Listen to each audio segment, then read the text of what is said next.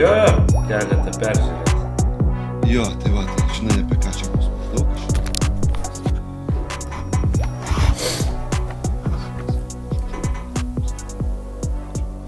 Šitą, tai va, tai žinosi maždaug kaip čia kas, apie ką kalba. Nežinau, kaip ten orai pas jūs šiandien. Karšti. Karšti? Kiek čia pas mus jau 30, iš tikrųjų 28. Tai pagaliau atėjo vasara, nes čia porą savaičių prasidėjus vasarai tai lyjo. Orų, kai nėra dažnai gerų, tai norisi, kad jie būtų geresni, jau bent jau vasaros laikotarpiu. Šitą, tu planuoji šiandien kažkur tai jau vykti? Na, aš vėliau turiu planų, bet taip nėra skubu kažko, tai viskas. Nes mes visą laiką pradedam maždaug apie valandą. Tai taip, baigėsi 2 su viršum. Ne, virš valandos, vėliau gal viskas. Jo, bet... Čia nuo tavęs priklausys, kaip tu surapinsi, žinai. Kuo daugiau šnekėsi, tuo daugiau klausim. Šitą... Kaip vasara? Na, pailsėjau truputį, jau dabar darbinga. Stovyklos prasidėjo. Praeitą savaitę buvo Vartininkų Arūno Leinikovo Akropolį, tai ten rekordinį skaičių šiemet surinkom Vartininkų net keisti. Ten vieną dieną buvo net 54 vartininkai ir pagrindė visi lietuviai, ten porą gal užsieniečių tik tai. Tai pirmas porą savaičių birželio pailsėjau, o tada jau pradėjom. Ten pirmą savaitę taip, kas norėjo su Laisvydu Kudrevičiumi ir Ugnium Čyžu darėm, tokią stovyklėlę ten irgi turėjom. 19 ar 18 vaikų, tai va, po truputį prasideda vėl viskas, tai kažkurio metu gal dar išeis pailsėti, bet šiaip jau darbuose. Nu vasara, žinai, vasaragi ledo rytuliui tai ne atostogos, ne mokykla. Klausyk, bet čia įdomiai, tu man dabar pasakėjai 50 vaikų vien vartininkai, tai iš kur jie čia visi atsirado? Nu, augau, kažką užsiauginom jau, ten buvo jau 18-20 rinktinės vartininkai, visi beveik suvažiavę. Tai mažiukų tikrai daug buvo, ten jau kas auga, tai tikrai smagu tai matyti. Po truputį judami priekį, tai 50 čia labai daug, čia, pavyzdžiui, dabar aš, jeigu taip galvočiau, sūnų leist ar ne, kad būtų vartininkų, turbūt, kad nebeleisčiau. 50, čia labai konkurencija didžiulė Lietuvai tokiai, tai čia daug ar ne? Na, bet sveika konkurencija, kaip sakant, augina rezultatus, tai manau, tai vienas geriausių dalykų. O kaip išsirinkti iš 50, pavyzdžiui, 2 gerus? Nu tai čia jau sezonas tam yra, jie kiekvienas įrodinėja, ne, tai tų 50 vis tiek buvo, ten vienam 6, kitam jau 19, tai ten, kai ta padalinį iš tų metų nėra toks didelis skaičius iš tikrųjų, tai o kiek, pavyzdžiui, kokiam amžiui yra daugiausiai dabar vartininkų, jau taip jau gerai jų užderėję? Manau, kad mažiausiuose amžiuose dar jie vis tiek pradžiai atsistoja, dar viskas linksma, mažai tų varžybų, mažai nusivylimų, mažai tų rezultatų skaičiavimų, turnyrų, jam dar tas linksmumas didžiausias, aš manau, tame amžiuje, o vėliau jau vis tiek prasideda visokie niuansai, kai tu augi, konkurencija, kažkas gaunasi, kažkas nesigauna, dar vartininko tokia profesija, kad kažkas pasakys, kad tu blogas, vaikas gali įsižeisti, sureaguoti labai skirtingai. Panašiai, nes tiesiogiai tavo žaidimas priklauso nuo komandos rezultatui, tai tu vis tiek, jeigu ten, aišku, jeigu varžybos ne ten į vienus vartus, į priešininkų, tarkim, ar ten kitą, kad būna į tavo vartus, irgi ten tu gali pralaimėti 5 ar 7-0, bet vartininkas gali būti geriausias rungtynių žaidėjas. Kitą kartą gali stebuklą padaryti ir laimėsi, tai tu toks tiesioginis kalvis rezultato komandos, tai su tuo labai sunku psichologiškai tvarkytis būna, ypač vaikam, ten, tėvai būna, treneriai nepalaiko, dar kažkas, labai daug tokių niuansų. Jo, faktas. O kaip tave, pavyzdžiui, dabar tu esi vartininkas, ne, kas nežino, tai Simas Baltrūnas, Lietuvos vienas iš vartininkų Lietuvoje. tu esi rinktinės žaidėjas, rinktinėje esi žaidęs, ne? Taip, aš esu Jo, kiek tu metų maždaug, kad žaidęs rinktinėje? pasaulio čempionatuose, tai aš 3 jaunimo, 3 jaunių ir 2 pasaulio čempionatai su vyrų rinktinė. Na ir aišku, ten visi tie challenge'ų turnyrai, kur būna tie vidury sezono, ten tie trumpi, tai irgi nemažai sužaidęs, tai nepasakysiu. O kaip dabar, bet pavyzdžiui, kaip tave dabar vadint, kokias tu pareigas dabar užimi, nes ten įvyko tokie dalykai? Na, aš dabar iš tikrųjų ir dar, kaip sakant, vartininkas vis dar žaidžiu semi-pro lygyje. Pankuose. Tada, taip, tai Hockey Punks akademijos treneris, visų treneris ir žaidėjų ir vartininkų, Lietuvos rinktinės, U18 ir U20 komandų vadovas, vartininkų treneris ir dar video analizės treneris ir vyrų rinktinė tik video analizės treneris. Tai nemažai tų pareigų. Tai kur jau, o kur šitą, palauk, tu nepaminėjai, arba aš neišgirdau, arba nepaminėjai, kad tu dabar dar ir su Lietuvos ledo ritulio federacija irgi kažkur. Taip, užimsi. Lietuvos ledo ritulio asociacijos tarybos narys. Dabar va, turėjom rinkimus prieš 2 savaitės, tai buvau išrinktas į komitetą, į tarybą, tai spręsim problemas, bandysim priimti kažkokius sprendimus, kurie galbūt atneš naudos ir tikimės, kad atneš naudos Lietuvos ledo rituliui. Tai jo, o kaip tu galvoji, ta kuri aš žinau, kad čia bus taip, kai toksai provokuojantis, sakykime, klausimas, aš tokių nemėgstu, bet tiesiog išlindo, tai paklausiu.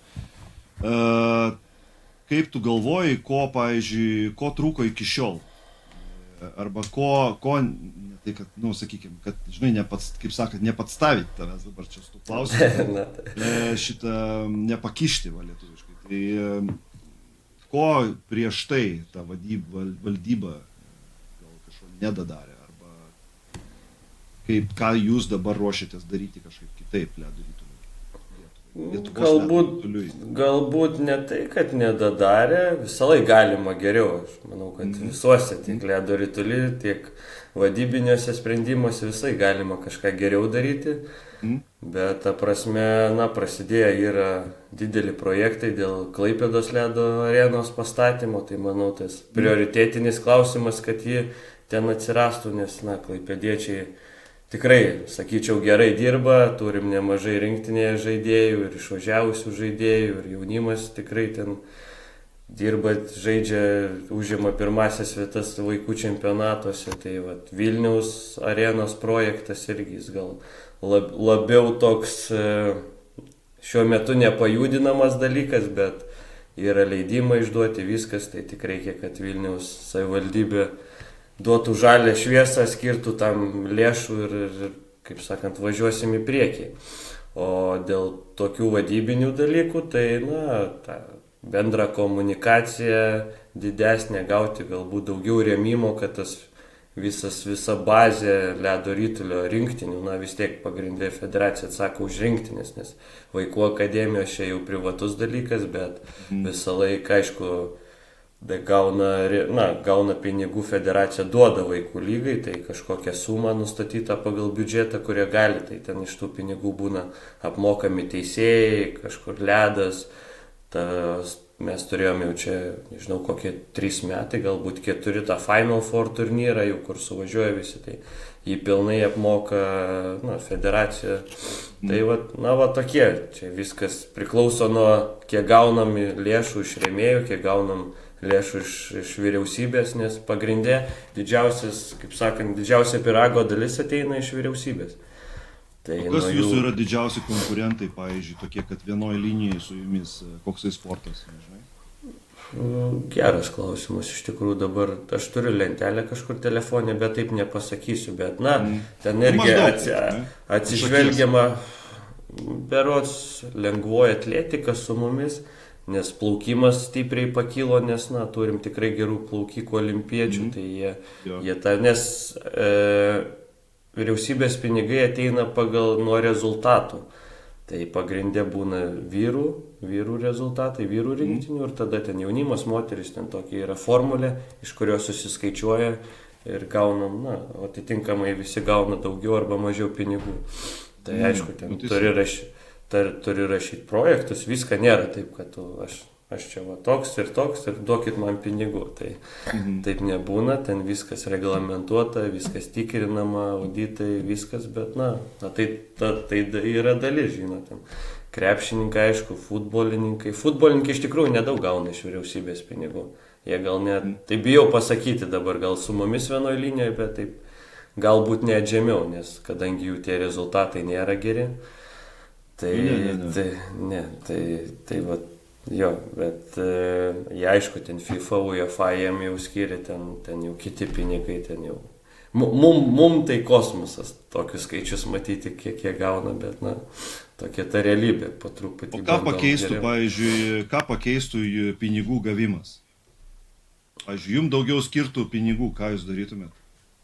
Kaip aš manau, kad prezidentų ir dabar tu turi visas galimybės. Aš manau, kad prasitęstų rinktinės daugiau išvažiuotų visur. Būtų labiau aprūpintos geriau. Vaikų čempionatas būtų žymiai geriau remiamas, sakykime, iš federacijos pusės. Tai nuo tėvų nueitų didelė našta tų pinigų, nes pagrindė vis tiek vaikų čempionatai, tai už viską moka tėvai. Ten turim gal tik porą akademijų, sakyčiau, mokyklų, kurios išlaikomos nuo miesto, o visi kiti privatus, kurie, priklausomi nuo tėvų. Tėvai nemokės, nebus akademijos, nebus čempionato. Tai gal čia tie pagrindiniai dalykai, aišku, vaikai prioritetas, nes be vaikų, be jaunų ledo ritulininkų nebus ir vyrų rinktinės ir nebus tų pergalių ir visko, kuriomis galės visą Lietuvą didžiuotis. Tai čia gal tas būtų prioritetinis klausimas, bet aš kadangi pats su tom rinktinėm dirbu, žaidžiau ir jau ten, nežinau, čia kokių jau nesumeluot 15 metų aš jau tenai, tai visą laik norisi kažkur dar dienos plus pasitreniruoti daugiau su komanda, kad visi apsišlifuotų, nes nėra taip, kad visi kartu žaidžia sezonį, mes neturim tokių galimybių išlaikyti jaunimo rinktinių bazės ar vyrų, vis tiek visi suvažiuoja, suskrenda, tai jau ką turim tikrai gerai ir manau galima pagirti ir jau prieš tai buvusią asociaciją, federaciją, kad vyrų rinktinė turi po mėnesį pasiruošimą iki pasaulio čempionato. Tai aišku, tie žaidėjai irgi priklauso nuo sezono. Vienur sezonas baigėsi vasario gale, nepateka į playoffus, kiti tik baigė ten balandžio vidury, bet vis tiek visi suskrenda, visi nori žaisti, kiti gali, kitiem nesigauna, tai vėl čia kiti dalykai, bet ta prasme tas pasiruošimas būna tikrai profesionalus, jau su visų treneriais ir fizinio pasirengimo, ir kineziterapeutais prižiūrimi visi ten, duodami ten, arba vyksta maitinimas, arba jie gauna ten dienpinigius ir taip viskas, pasirūpinta jais ten viskas, skrydžiai, lasdos, aprangos, jeigu tik jiems to reikia ir būna, kad kiti klubai ten apiperka juos, tai jie atvažiuoja pilnai pasiruošę ir jiem nieko nereikia. Iš kitų ten po sezono atima ar šiaip susidyla, viskas žino ten, kaip NHL per sezoną pakeičia po 7 poras pačiūžo, pas mus, daug dievė su viena datraukti iki galo sezono, jeigu išdavė klubas, tai rinktiniai dar sužaisi, bet tikriausiai kitam sezonui jau reiks naujų, tai visi tie klausimai tikrai sprendžiami, bet tai viskas atsiremia į lėšas. Kuo tu daugiau turi, tas pasiruošimas ir tas komfortiškumas sportinė prasme, tas geresnis gali būti ir aukštesniam lygiai. Tai to siekiama, visi stengiasi, tiek, sakyčiau, darbuotojai, tiek žaidėjai. Ir kažkur pasiseka, kažkur nepasiseka, bet kaip ir šiais metais tos rinktinės visos parodė tikrai gerus rezultatus, galbūt 20 norėjosi išeiti į aukštesnį tą vis divizioną, nes tas... Kelintam jie dabar, jeigu ne, primink man, prašau, kelintam jie dabar divizioną? Pirmam B dabar mes buvom. Tai jūs norite pirmą A dabar patekti? Norėtumėm, iš tikrųjų tas... O po to jau yra elitas, ne? Aš visą laiką pakalojus, vis pamirštu. Taip. Pirmas B, pirmas A ir tada jau elitinis, ne? Taip. Tik, jūs ten per Marytės plauką nepakeliu. Na tai, mums ten labai vienos pergalės pritrūko ir ten ta karta mūsų, kaip vadinama, auksinė 2006-2007 metų. Tai buvo, bet ne visiems išėjo atvykti šį kartą, tai gal tų poros žaidėjų ir pritrūko. Ten vienas negalėjo, kitas trauma. Ko pritrūko? Kas neatvyko? Tai Simas Ignatavičius neatvyko ir Benas Andrijauskas neatvyko. Tai Andrijauskas kur žaidžia? Šveicarijoje, jis tikrai turėjo gerą sezoną U21 lygoje, tai, bet jis gavo traumą paskutinę dieną, jau turėjo bilietus, viską ir įvyko gyvenimas, sutraukė stipriai nugarą, jis turėjo jau prieš tai tų problemų, tai jam uždraudė 2 savaitės visai ten, bet kokį sportinį krūvį. Tai va tie vyrai iš savo tikslą įvykdė, o 18 irgi, manau, įvykdė su kaupu, kadangi buvo labai pasikeitusi rinktinė, tik keletą žaidėjų turėjom, kas prieš tai buvo žaidė nacionaliniai komandoje, bet visai tikrai su Austrais finalės, sakykime, žaidėm dėl išėjimo į aukštesnį, kur važiuodami tikrai to nesitikėjom, tokį daugiau gal optimistiškai žiūrėjom į visą tai, aišku, dirbom linkme, kad kiekvienas varžybos svarbios laimėti, nes tas dabar pasikeitė ta sistema, prieš tai visą laiką, jokių finalų nieko, tu sužaidi savo grupę ir tada kas pirmas, tas pirmas, kas paskutinis, tas paskutinis. Tai kas veža mūsų dabar rinktinės, pavyzdžiui, sakykime, jeigu vyrų neliestų, o jaunimo rinktinės, kas veža, koksai ledo ritulys veža jas į priekį stumia? Kuris Šiaurės Amerikos ar europinis? Vienareikšmiškai šiaurės europinis, nes mūsų pagrindinis treneris jau, jeigu nesumeluoti, jau 4 ar 3 sezonai, kanadietis, tai tik šiaurės turi savo aiškę viziją, aiškę sistemą, jau ten, kai susirenkam, būna po kalėdų, tarp naujų ir kalėdų turim tuos šaukeisus, kur jau visus kviečiam, 16, 18 žaidėjus, visus, ta prasme, ten po 50 žaidėjų kiekvienoje amžiaus grupėje. Mačiau, buvo 70 kažkiek ten iš vis. Tai aš taip preliminariai, nes vis tiek būna vieni gali, kiti ten susirga, treti neatskrenda namo šventėms, tai visi ir vis tiek tas, taip, kaip sakant, pamatai tokie kažkokios vizijos, kad treneris pasako, kaip norėčiau, kad jūs šiandien žaistumėte. Jokių ten didelių taktikų nieks neaiškina, ten aišku, ten pirmą dieną žmonės susirinkė ten, dar po švenčių, kaip sakant, bet tokios, žiūrėkit, vyksta susirinkimai, viskas, kad mes norėtumėm, kad taip, ten treniruotė, varžybos, tai, bet taip, tik Šiaurės Amerikos ledo ritulys kol kas, su kažkokiais galbūt europiniais akcentais, bet aš manau, tas pasaulis toks plius minus ledo ritulio toks apsijungęs vis tiek nebėra, kad kažkas ten kaip būdavo anksčiau. Rusų ledo ritulys, skandinaviškas ledo ritulys, Šiaurės Amerikos, vis tiek tie išgryninti dalykai yra, kurie gerai kažkur veikia, tos pačios daugumos, mažumos, visas pasaulis žaidžia taip pat, tai kažko labai jau... Tu esi video peržiūrų tas jau treneris, ne? Tai sakykim, tu dabar paaiškink žmonėm, ką daro video peržiūrų treneris, kurie galbūt nežinos. Aš turiu kompiuterį. Kompiuterį yra tam skirta programa pasaulinio tikrai lygio. Ten pirmais metais dirbom su vienais, vėliau kaip tik tas treneris pareikalavo, kad būtų jau kita, nes žymiai paprašiau, žymiai geriau. Ir aš varžybų metu prisijungiu prie kameros, kuri filmuoja rungtynės, ir aš karpau visus momentus, ta prasme, kiekvieną turiu mygtukus pasidaręs ir aš karpau. Ir aš po kėlinio, po varžybų, treneriui nešu kompiuterį ir jis sako, noriu tą pamatyti. Ir aš jam visai parodau. Ir jau po varžybų, ten gaunasi, nežinau, mažiau 300 klipų nebūna. Ta prasme, tarp 300 ir 400 klipų būna padaryta po varžybų. Aš treneriui įteikiu kompiuterį ir jis jau daro savo darbą, jis jau tas peržiūri rungtynės, tos visus klipus, susižymi, ką jis nori parodyti komandai, kaip jis nori, ten aišku, aš kažkiek padedu, kai to reikia, bet ir mes tada paruošiam jau prezentaciją komandai ir tada jau vyksta po varžybų.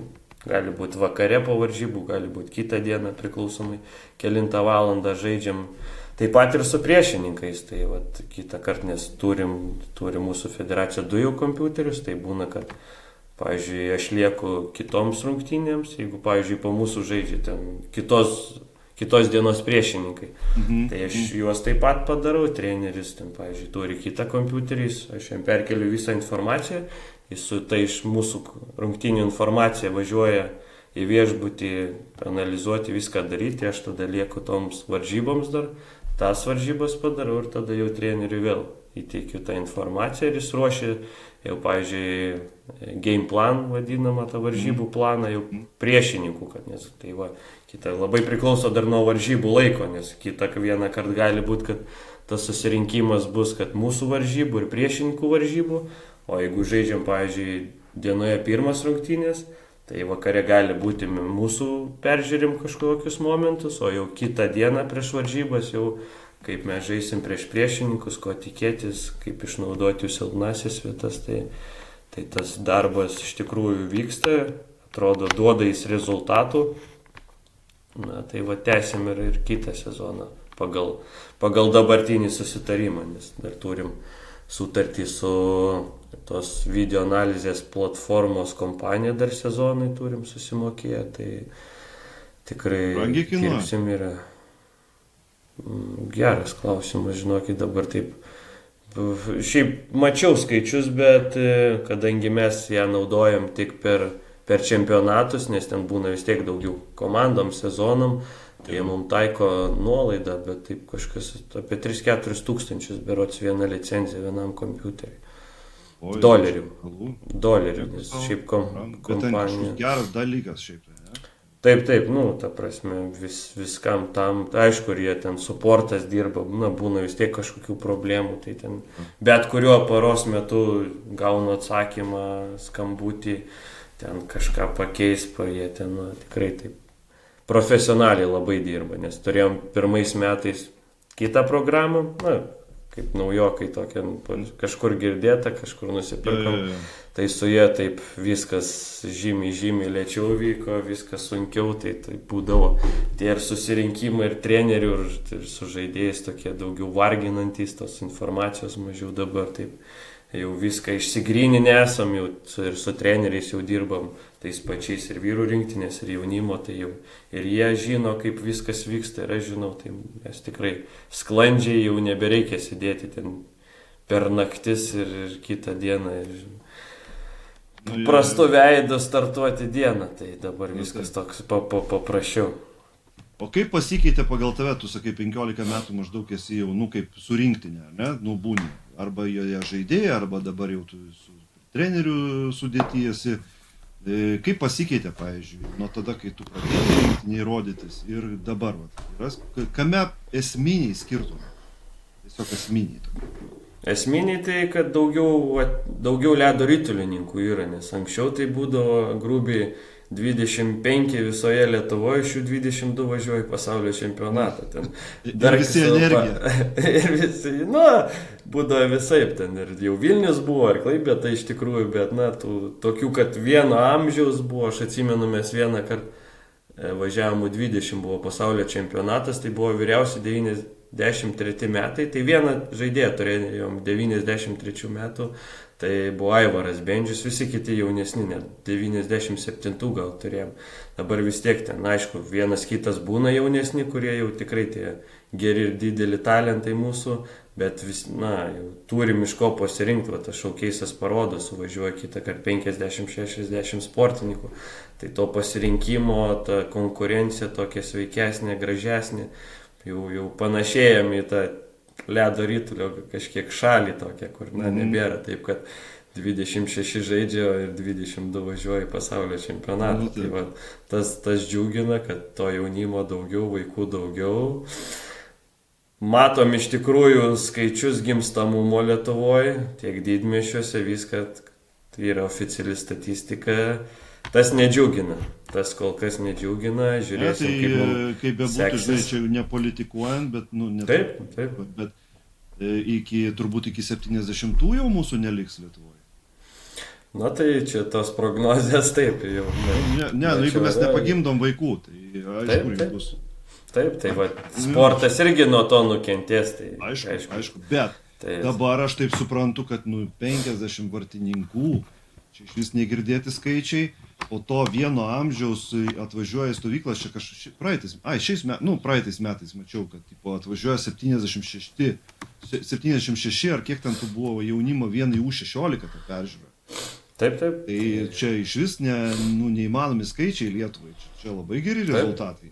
Ir tėvai vis dėlto, kad ir tėvų išlaikomi, reiškia, tėvai sugeba nupirkti ir pačiūžas, ir lasdas, ir viską, ir išleisti dar į užsienį. Taip, kad, nėra kaip ir labai jau taip jau blogai. Žinai, ką dar norėjau paklausti? Pavyzdžiui, jaunimas teiraujasi. Ir šiaip bendrai, ir man bendrai pačiam įdomu, kaip dabar jūsų Lietuva hockey ir rinktinių štabas, sakykime, kaip pagal ką jūs atrinkinėjat jaunimą. Pavyzdžiui, susirinko 70 jaunuolių į peržiūrą rinktinę, kaip tu sakai, tas showcase'as.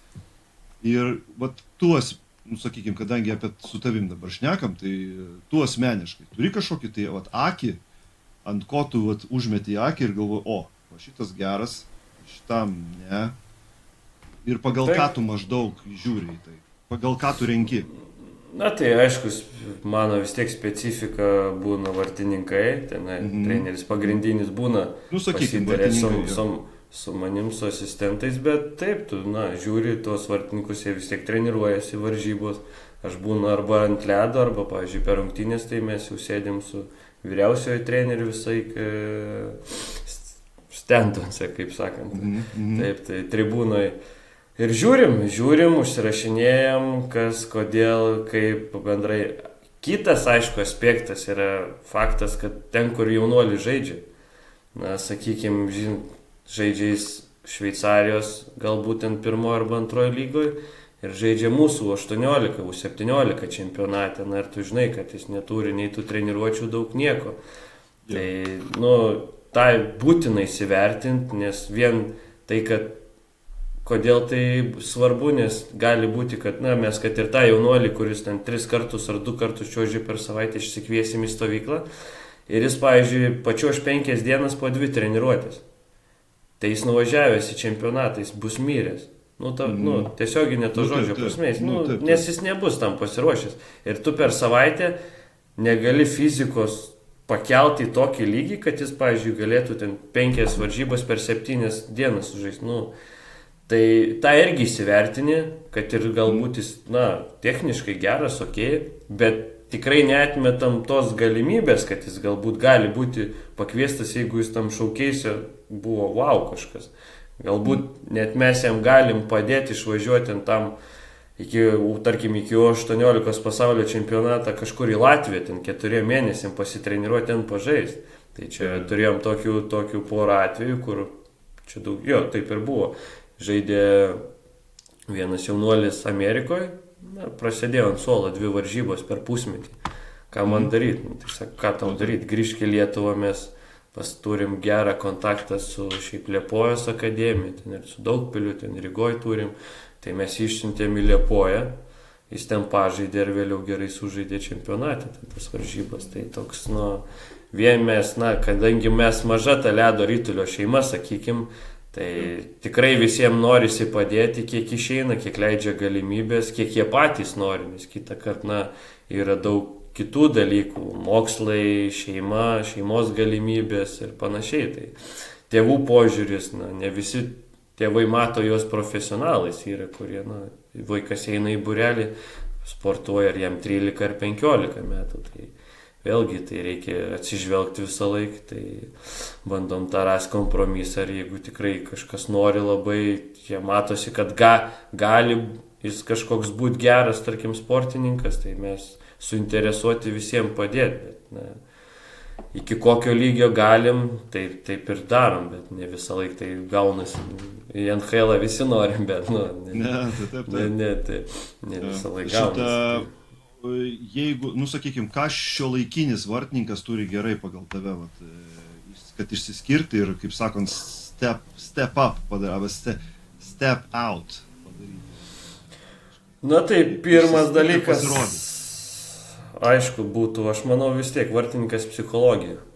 Pirmas dalykas psichologija, jeigu tu, aišku, dabar ten tų mental coaches, sport coaches ir panašiai ten jau tikrai daug ir jie tikrai reikalingi, ta prasme, 100%, jeigu kažkas ten būna, treneri, buvau ten ir ten, sakau, va, šaunuolis, ta prasme, kuo daugiau visur, kuo daugiau žinių galvoje, specialistų patarimų, tuo geriau.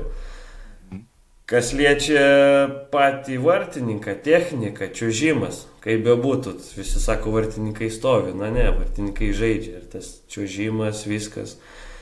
Ir kitas galbūt jau svarbiausias, kur jau būna jau pasikeitė, ten, sakyčiau, per 20 metų tas vartininkų dydis.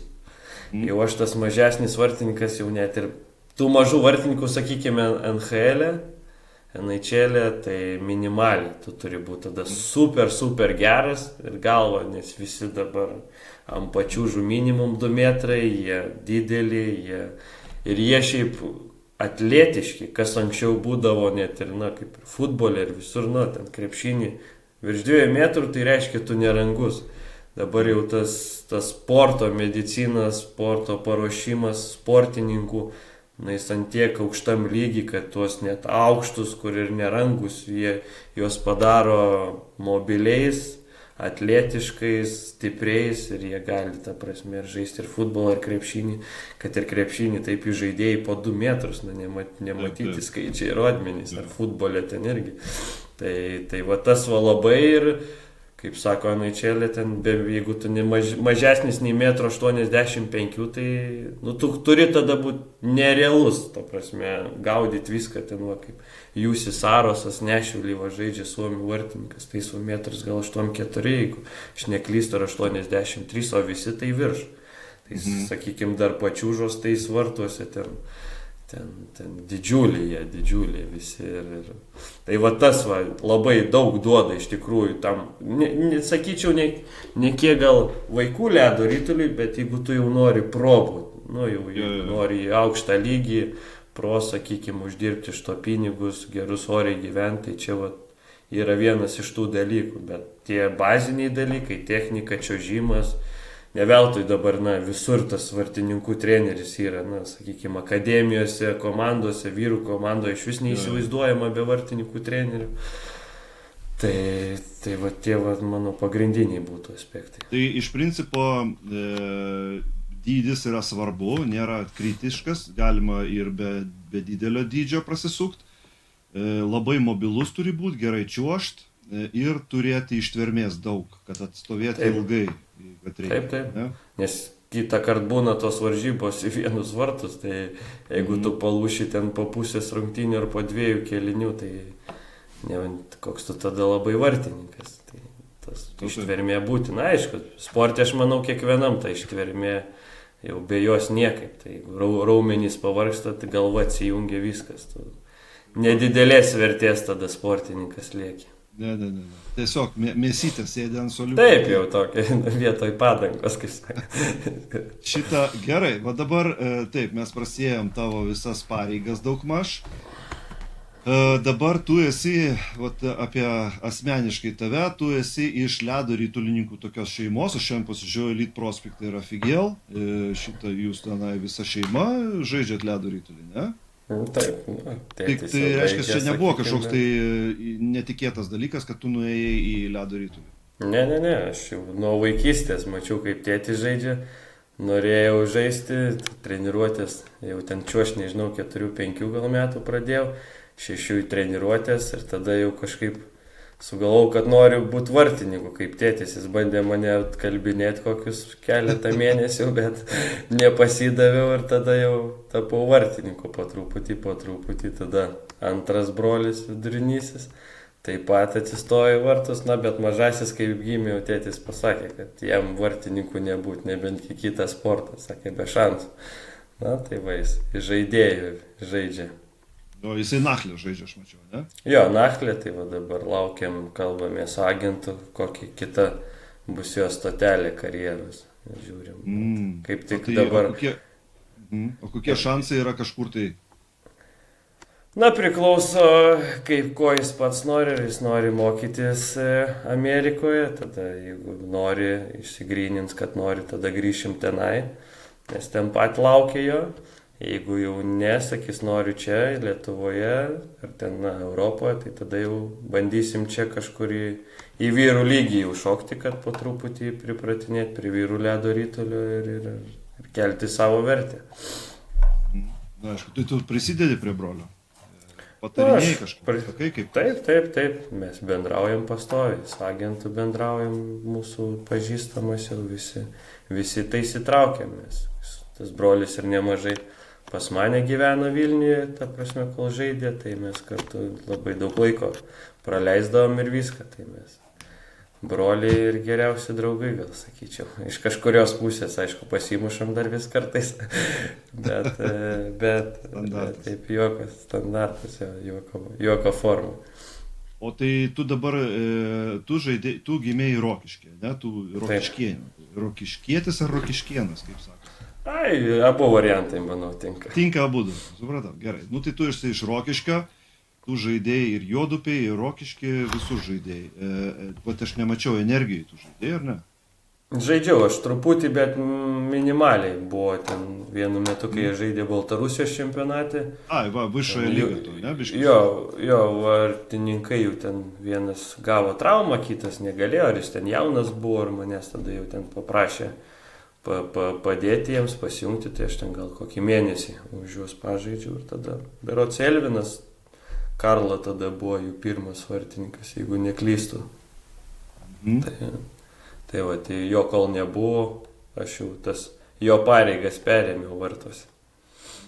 O tai kur tu esi užsienį, kur esi pažaidęs? Esi Latvijai nemažai žaidęs? Na taip, tai aš taip jau sakyčiau augau Liepojoje, Rygoje 2 metus mes čia važinėdavom, ten 5-6 klasė buvo, tada ten mane į Liepoją jau kvietė, tuo metu Liepoja tai buvo kažkas vau, prasme, visi geriausi ten važiuodavo, ten tas sporto internatas buvo, viskas, ir aš tada 7 klasę jau pradėjau tenai, tai mes žaidėm Latvijos čempionate, už visą laiką už metais vyresnius, Baltarusijos čempionate važinėdavom, tai ten to ledo rytulio, bet pati bazė, patys žaidėjai, tai ir dabar ten Latvijos rinktiniai šį pasaulio čempionatą ir olimpiadą žaidė 3 žaidėjai, kurie iš mano komandos, su kuriais mes ten 3-4 metus žaidėm. Tai tikrai buvo ta visa bazė, viskas ten labai gerai. Ir tada vienu metu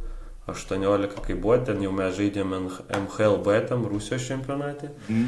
Ir bankrutavo pagrindinis tas Liepojos Metalurgs.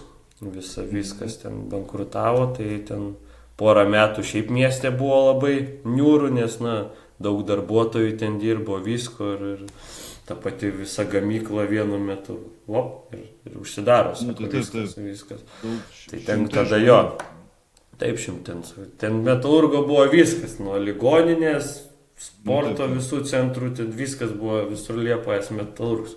Visi to gyveno, ten vis tiek prie jūros tas miestelis, ten nėra didelis, bet tikrai gražus, tai to sporto buvo daug ir vienu metu, po sezono sako, viską mes jums paskambinsim, laukit, bet ten, sakau, porą metų, tada kiek girdėjau, ten po truputį miestas, vyriausybė perėmė ten tą gamyklą, po truputį vėl viskas užsikūrė ir vėl dabar Liepoja ir vyrų komanda grįžo ir tikrai žaidė šį sezoną, super, ten tas jaunimas augantis, visa vėl atmosfera, viskas ten ta profesionaliai, jie tikrai dirba, treneriai, viskas, nes jų džiemas, tai mes irgi kartu su juo komandoje žaidėm, tai mes palaikom ryšį su juo, vyksim kaip tik į Italiją į stovyklą už 2 savaičių, tai mes pasišnekam, jie tikrai ten rimtai žiūri, miestas tikrai padeda, jau atsiranda ir vėl rėmėjų, kad paauginta lygį dar, tai smagu matyti, aš kai ten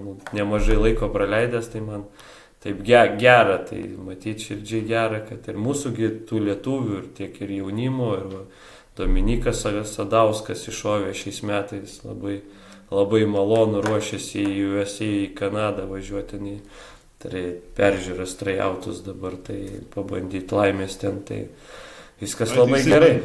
Jisai bandys laimę, nes aš kažkaip tai aš apie jį tarp kitko galvojau, nes man jisai labai patiko per čempionatą. Jisai toksai buvo žiauriai darbinis arklys ir mano akim, kaip žiūrovai, žinai, jisai pasirodė labai puikiai. Jaunas bachūras ir šitaip gerai, žinai, pralėkė. Jisai toksai, žinai, kaip kumelys, žinai, tiesiog lekia. Ne, ta prasme, jaunimas ir šiaip visi, ir Dominikas, ten var Dovydas, juk, Valivonis jau kelintas čempionatas, Kovalenko, tokie, kur dar švieži, dar, sakykime, dar 20-18 amžiaus grupės žaidėjai jau su vyrais tam lygi, kur kazachai ten, visi, kur pradžiai atrodė kažkoks kosmosas, ten tie patys prancūzai olimpiadoje žaidė, aišku, gal jie ten be pusės sudėties tos geriausios, bet, vis tiek, jų ten kiek 50-40 milijonų, ar tas ledo ritulys nėra paskutiniai vietai, tai jie tikrai šaunuoliai, norisi pagirti, taip. Norisi pagirti juos visus, tai ir Dominikas tame tarpe, tai sakau taip.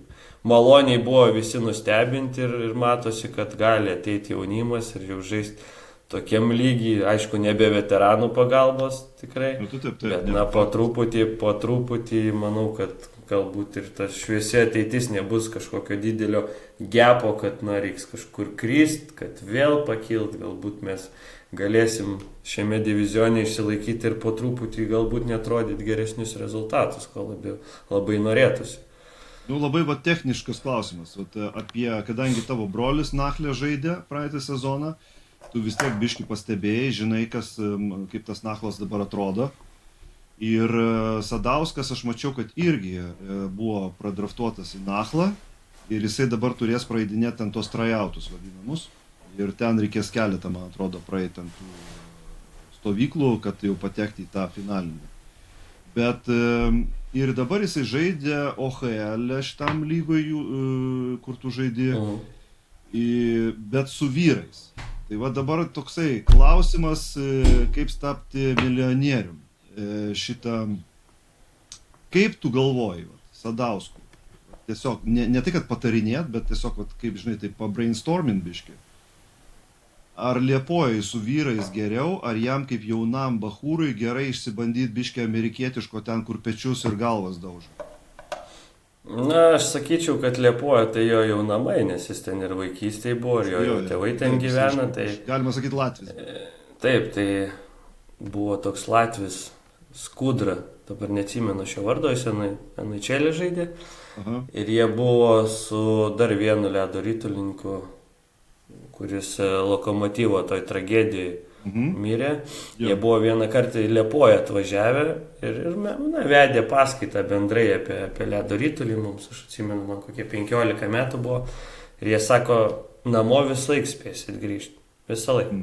Jeigu turit galimybę kažkur pabandyti, bandykit naudotis. Tai aš manau, kad Liepojoje jis visada galės grįžti, o galbūt už Atlanto jam šviežvaigždės ir jis kils ir dakils iki labai aukštai. Tai to ir galima būtų palinkėti, manau, jam.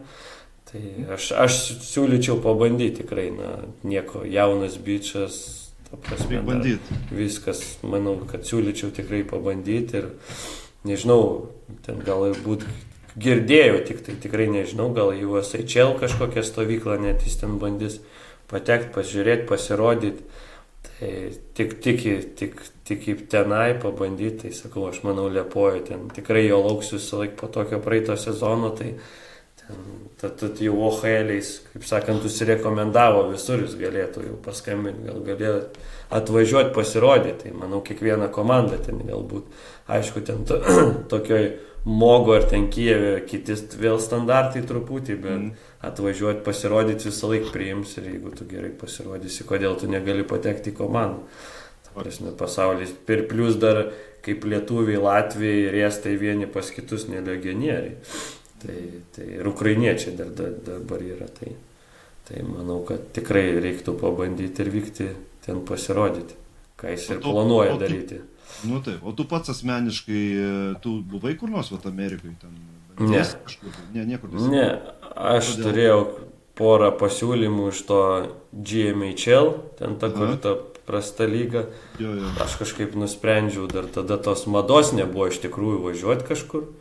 Žinau, kad ta lyga prasta, man tokį, mano asmeninė savivertė buvo, aš tuo metu aukščiau tos lygos ir aš kažkaip to nesirinkau. Galbūt dabar, tai galbūt dabar kitaip galvočiau, bet tuo metu aš galvojau, kad aš galiu geriau ir aš čia kažkur Europoje rimčiau užsikabinsiu, rimčiau žaisiu.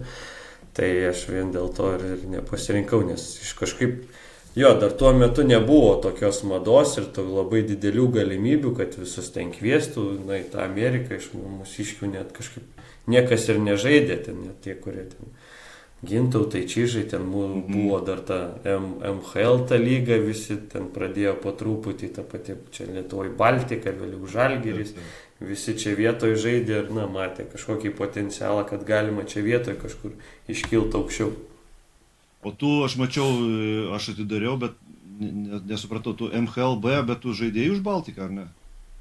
Marškinėlį yra pas tave nuotrauka? Taip, mes žaidėm pusę sezono, vėliau bankrutavo komanda ir mus prieš kalėdas ar po kalėdų jau viskas, sako vyrai.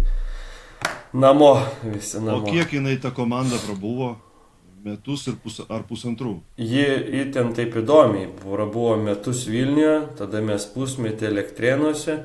Ir tada vėl jau kitų pavadinimų, Žalgirio pavadinimų, berods tik vieną sezoną prabuvo vėl Vilniuje, grįžom. O gal ir ne, gal ir Elektrėnų. Bet ne, aš tada jau buvau išvykęs, jau kai jie trečią sezoną, jau kai jie žaidė Žalgiris, jau buvo pavadinimas, aš jau buvau išvykęs. Į kur?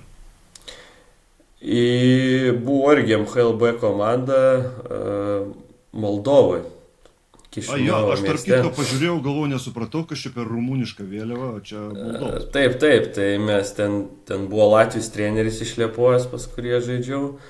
Ten Latvijų gal 10, ten mūsų buvo vienu metu, ukrainiečių, iš Moldovos gal vienas žaidėjas tik buvo. Tai ten buvo rusiški pinigai, viskas ir tada, bet irgi lygiai tokia pat situacija. Pusę sezono ar bankrutavo. Aš išvykau į U20 pasaulio čempionatą už rinktinę.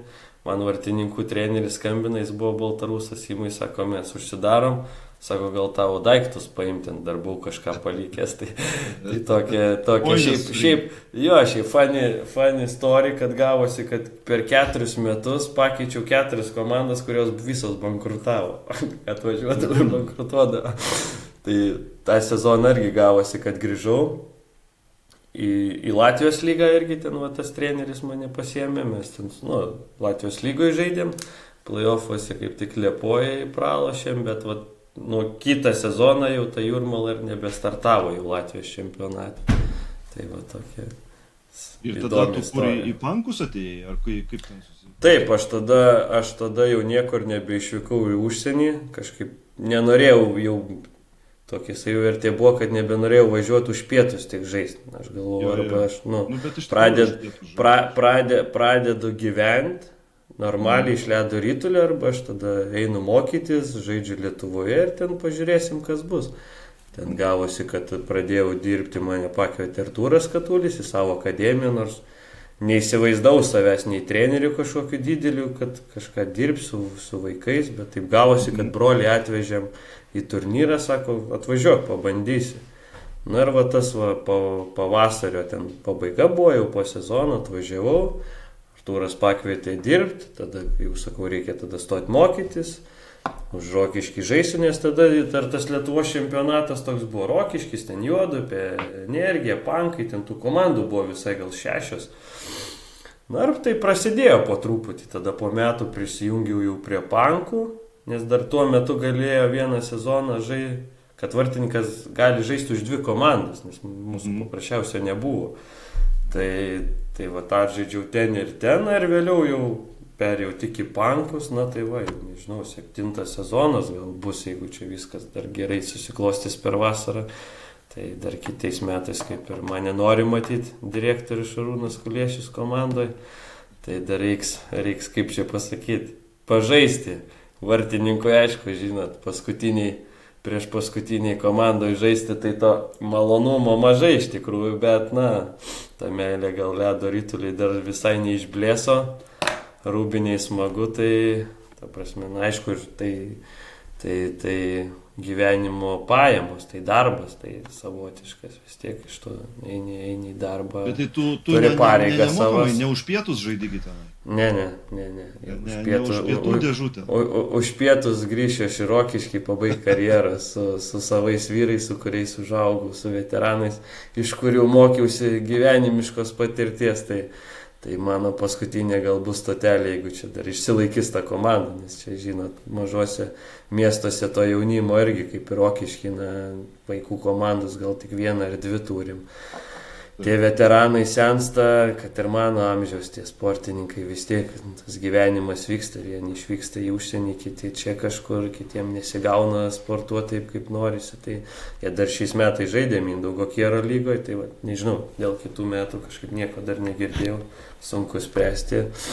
O su pankais, taip, tai bandom kiekvieną sezoną vis aukščiau, praeitas nebuvo gal sėkmingas, užpraeitas tai labai galėtai pasisekė mums ten visur taip išlysti, tai vienas geresnių, tai tas darbas buvo atliktas gerai, praeitais norėjosi geriau, bet sportė, kaip sakau, 2+2 ne visada 4, tai. Taip. Bet tai tu esi, dabar jūs, nesakyčiau, kad konkurentas, jūs su Pavliukovu dviesi stovit, ar stovėjot?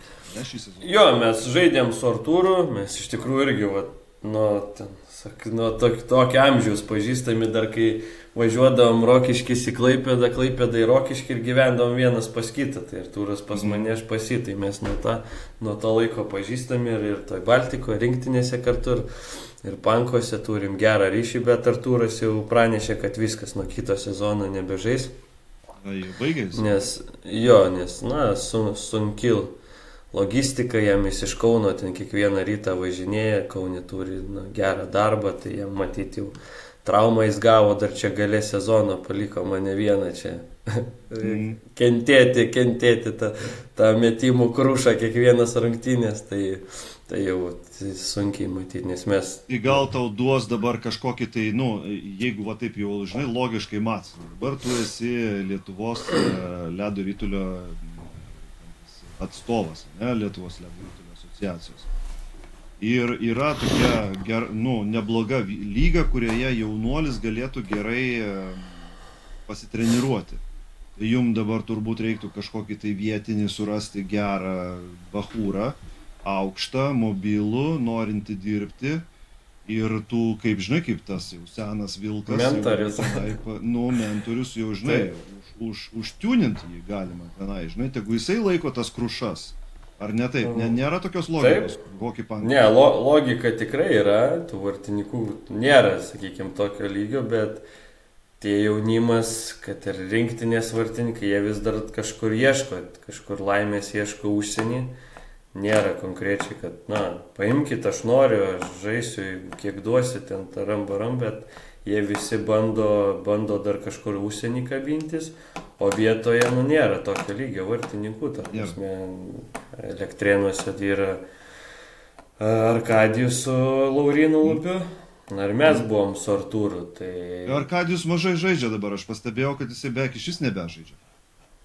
Tai ten kiek jau jie pasiskirstydavo to laiko, vis tiek Laurynas ir finalus visus atžaidė, ir ten kiek, atsimenu, visas svarbiausias rungtynės komandos, tai Laurynas buvo, mes su Artūru keisdavomės, dažniausiai vis tiek, jeigu ten kažkokios svarbios rungtynės, tai pagal formą, bet mes kažkaip draugiškai išsikomunikuodavom visada, ir tas Dovydas Kulevičius pas mus praeitais metais buvo, tai mes ten kalbėdavomės normaliai prie vieno stalo, prieš tai buvo Slovakas treneris, tai toks įdomesnis truputį buvo, kaip sakant, mūsų atžvilgių, bet kažkokių didelių ten problemų nieko nebuvo, nes vis tiek jau, kai tu tiek esi klube, tokias, sakykime, pareigas atlieki, tai to iš trenerio bent jau pagarbos visą laiką norisi jausti, nes, sakykime, tarp konflikto mažas žingsnis, nes, vertini, kaip sakant, savo įdėtą darbą per tiek metų, savo užimumas pareigas, bet kažkaip viskas, niekad nebuvo nei konfliktų, nieko, tai daugiau ten komandoje viduje kažkas kartais būna, bet, tai čia normalu, čia to Šeima be dūmų, kaip ten sako, namas be dūmų nebūna, Jo. šeima be dūmų. Tai. Šeima be Tai, dūmų, tai jo. jo, pečius neveikia, sakykime. Tai va. Bet jo, tęsiant apie tą, o tai jūs tik tai dviese buvot, arba ar jūs trys turit šansus? Mes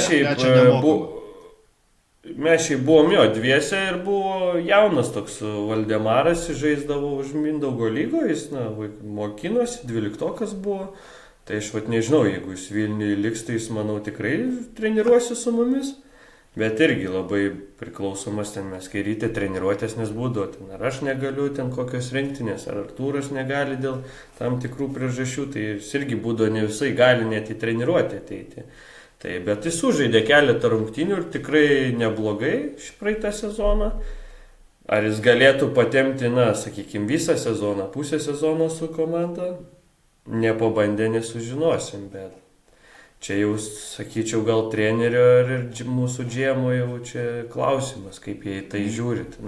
Aš jau šių dalykų nesprendžiu, čia aš galiu tik savo nuomonę išsakyti ir nežinau, patart galbūt, bet aš žinau, kad tikrai ieškomas antras, sakykime, su manim, kas bus vartininkas. Kas jis bus, lietuvis ar užsienietis, pamatysim, nes ten tų CV gaunam iš tikrųjų lygą. Per keletą metų tas lygis mūsų lygos tikrai žiauriai pakilo, ten jau tie žaidėjai grįžta, tie patys Latviai ten rinktinėse pažaidė, užsieniuose jau ten su nebloga statistika, tai jau tie net užsieniečiai, visokie ten Suomiai, Čekai, Slovakai, jau iš tų, kur neužsikabina aukščiausiose lygose, žino, kad pas mus ten tų pinigų gana yra kažkiek užsidirbti, nes, pavyzdžiui, užsieniečiai pas mus irgi atvyksta visi, jie nieks į darbą neina, ta prasme, jie pilnai išlaikomi klubo. Tai jie jau irgi galvoja, kad mes čia gal norėtumėm viską, tai įvairių žaidėjų, ta prasme, gaunam ten nuo jaunų, kurie ten galbūt niekada netitiks šio lygio, iki tokių kur galbūt būtų jie lyderiai, bet atitinkamai sportininkai vertinami pinigais, čia toks darbas, tai irgi specialybė savotiška, sakykim, tai visi vertinami pinigais, tai kaip tu gali susitarti, ko tu nori, kokių sąlygų ir panašiai, tai čia ta rinka tokia iš tikrųjų malonu, jau kad toks padidėjo lygis, kad tas jaunimas prie mūsų, net tas, kur grįžta iš užsienio, kad ir toks Dominikas prisijungė, šitam lygiai rodė, jis iškart kažkur jį pamatė, kviečiamas ir taip toliau. Turėjom, kad ir ten toj Mogo komandoje žaidė Kaspars Daugavinč, rinktinės kapitonas, vėliau išvyko, aišku, į Vokietiją žaisti, nes čia mus maudė, sakykime. Tai tada buvo olimpinės rinktinės kapitonas, dabar šiandien pamačiau ryte, kad Jelgavos vartininkas, kurių 18 čia Latvijos traukė pasaulio čempionate, draftuotas berods Vancouverio. Tai parodo vis tiek jau tokį bendrą lygį, kad ta lyga matoma, kad joje jau žaidžia vardai, kad galima užsidirbti ant tų pinigų kažkiek ir tas viskas didėja. Tai tam jaunimui, kuris grįžta, pavyzdžiui, iš užsienio, nereikia baigti. Tu gali mokytis, gali žaisti, gali kažkiek gauti pinigų ir tas gyvenimas gali ir čia jau būti su ledo rytuliu siejamas ir gali tu gyventi geriau, blogiau, čia jau priklauso, kaip tu tą moki atlikti, bet viskas procese ir viskas, tikiuosi, bus tobulės ir išlaikys tie lietuviai, nors tas dvi komandas šitam lygiai, kad vis tiek, aš manau, rinktiniai tai gerai, nes beveik pusė rinktinė žaidžia iš tų dviejų komandų, tų žaidėjų.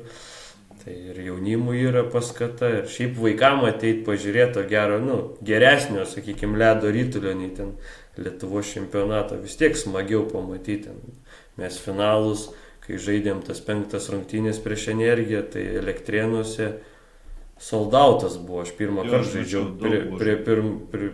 prie pilnų tribūnų, tai parodo, ir ten buvo tokių žmonių, kur iš kažkur aplinkos rato, kur nematė jie, šiaip kažkur girdėjo, pažįstami, tai visi tokiomis akimis, sako, jūs praneškit, kada sezonas prasideda, mes norim ateiti pažiūrėti, mums patiko, tai pliusas, jie galbūt vėliau savo vaikus atvesi ledo rytulį ir panašiai, tai tas užsiveda kitą kartą procesas. Tai būna, gerai, visam mūsų ledo rituliui gerai. O ko jie, pavyzdžiui, tu sakei, vartininkai ieško užsienį ir ko jie bando, kokio lygio tie vartininkai, kurie ieško užsienyje, kurie galėtų, pavyzdžiui, vietoj Artūro pabūti ir ko jie ieško? Kokiose lygose jie žiūri ir ko jie ieško iš vis, žinai, ką nors? Tai yra, dabar taip vardų gal neminėsiu, bet yra. Ne, be vardų. Švedijos vienas važiuoja į U22 lygą, tada kitas važiuos į NCDC. Trečias, iš tikrųjų nežinau, jis praeitais metais žaidė Amerikoje, NCDC gal lygoje žaidė, nežinau kaip dėl jo. Dar vienas Šveicarijoje žaidžia, kitas buvo net pakviestas į USHL Combine stovyklą, tai sakyčiau irgi ruošiasi į Ameriką, dar neaišku, kur paklius, kur jis užsibus.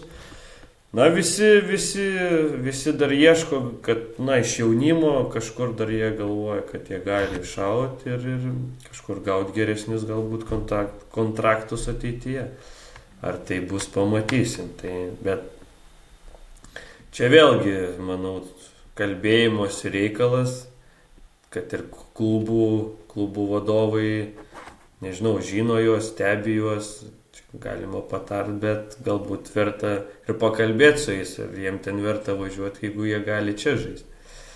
Tai va čia toks. Sakai, Daugavinčas ten žaidžia, ta prasme, kad ta lyga pasigerino ir Kijevas šitas žaidžia, ir Mogo yra, tų žaidėjų, kur vartininkui, čia geras lygis, ar ne? Ne, tai ta prasme, labai gerai paminėjai Kijevą, tai Kijevas praeitais metais išleido virš €1 milijonų, pilnai pro komandą, visi apgyvendinti, visi su algom, niekas neina į darbą po treniruotės ar prieš treniruotę, visi, ta prasme, Mogo galbūt ne tokia sistema, bet ten vardai, ta prasme, visi ten žaidžiantys žaidė ir dar tikrai ne pensininkai, ta pati Jelgava, ten Abols, tas treneris, tai jie ten irgi dirba, jau pagrindas jaunimas, jie turi 5 ten veteranų, kurie su gerom algom ir juos pritempė ir, ten ir tas pats finalas ir pusfinalis su Liepoja, ten buvo, po 7 varžybas žaisti, ten irgi jau pilnos tribūnos rinkosi, ten tos arenos nėra didelės, bet, vis tiek. Tai tie Latviai tą ledo ritulį mėgsta. Sezono metu, aišku, taip jau labai nebūna, kadangi, aš manau, pas jos yra tas nusivylimas, kai nebeturi tokios komandos kaip Rygos Dinamo, kur KHL žaisdavo. Bet, vis tiek, tą ledo ritulį mėgsta, deda į tai pinigų ir panašiai. Tai. Bet dėl lygio, tai taip, aš pritariu tau tikrai. Tai va. Nes kažkur tai, žinai, nuvažiuoti, galima nuvažiuoti metus pasėdėti ant soliuko, pažiūrėti, kaip kiti stovi, o pats pasėdėsi biški ir arba galima atvažiuoti čia biški pasėdėti, bet gauti daugiau šansų turbūt, ar ne taip? Taip. Ir, iš tokios, aš nežinau, net. Patart gerai, žiūrėk į savi, nes jie, pavyzdžiui, užsienį ką, jie savus žiūri. Amerikonai žiūrės amerikonus, kanadiečiai žiūrės kanadiečius, suomiai suomius ir taip toliau. Tai faktas, kad lietuviai biški gal labiau lietuviai pažiūrės.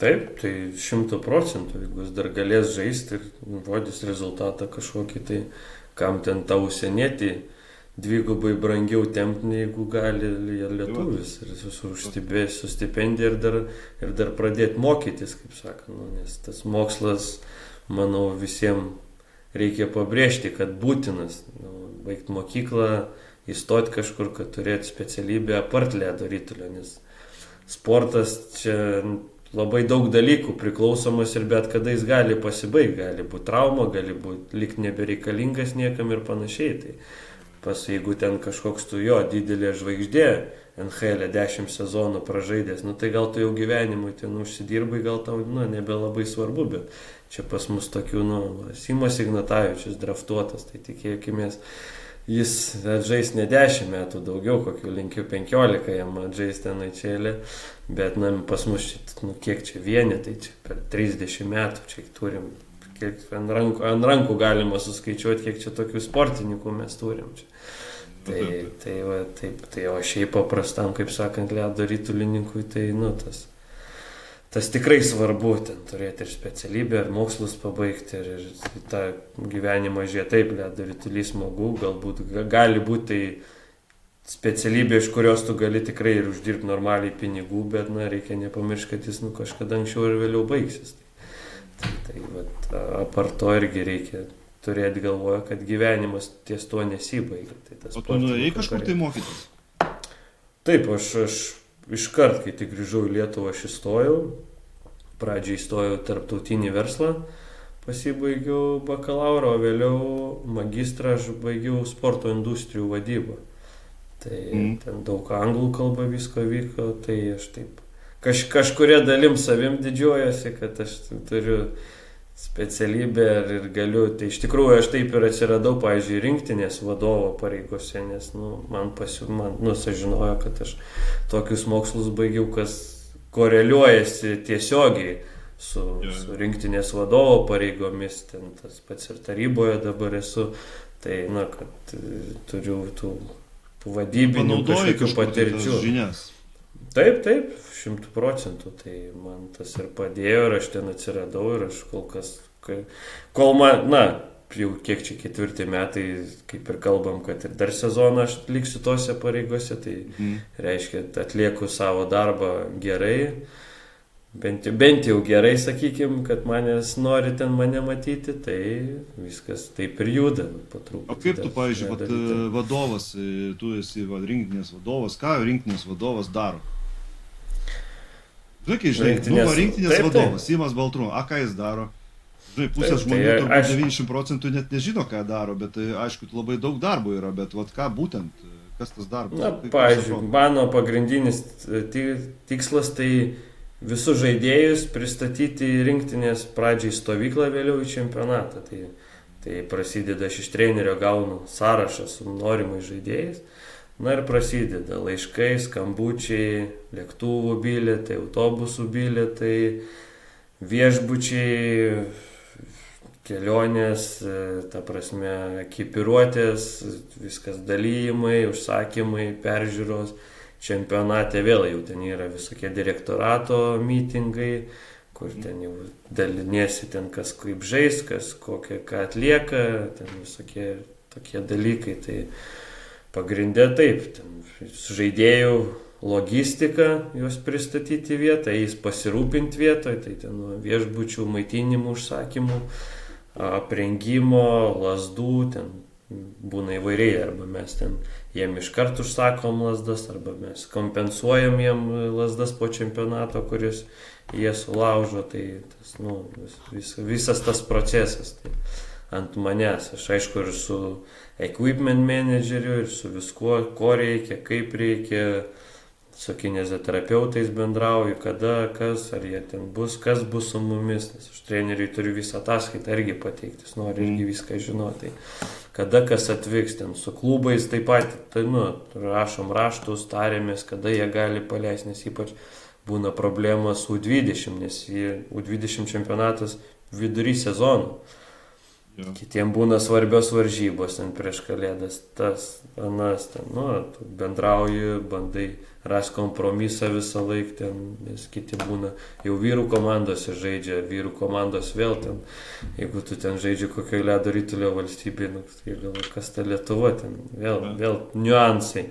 Tada jiem reikia išaiškinti viską, galbūt ten kitą kartą gali kažkas pažinoti. Pavyzdžiui, turim Dainių Zubrų federaciją, kitą kartą sako, aš pažįstu, aš paskambinsiu. Tai žmogus turintis tokį vardą ir pripažinimą ledo ritulio pasaulyje, kai jis yra su mumis, tai irgi didelė pagalba iš visų pusių šiaip. O kas tave pamokino, kaip tu neiššokai tiesiog plikai, kaip į šaltą vandenį, tave kažkokį mentorių turėjai? Ne, aš taip man paskambino siūlom, sako, palaukit, sako, ašgi ten vartininkų treneris, sako, neskubėkit.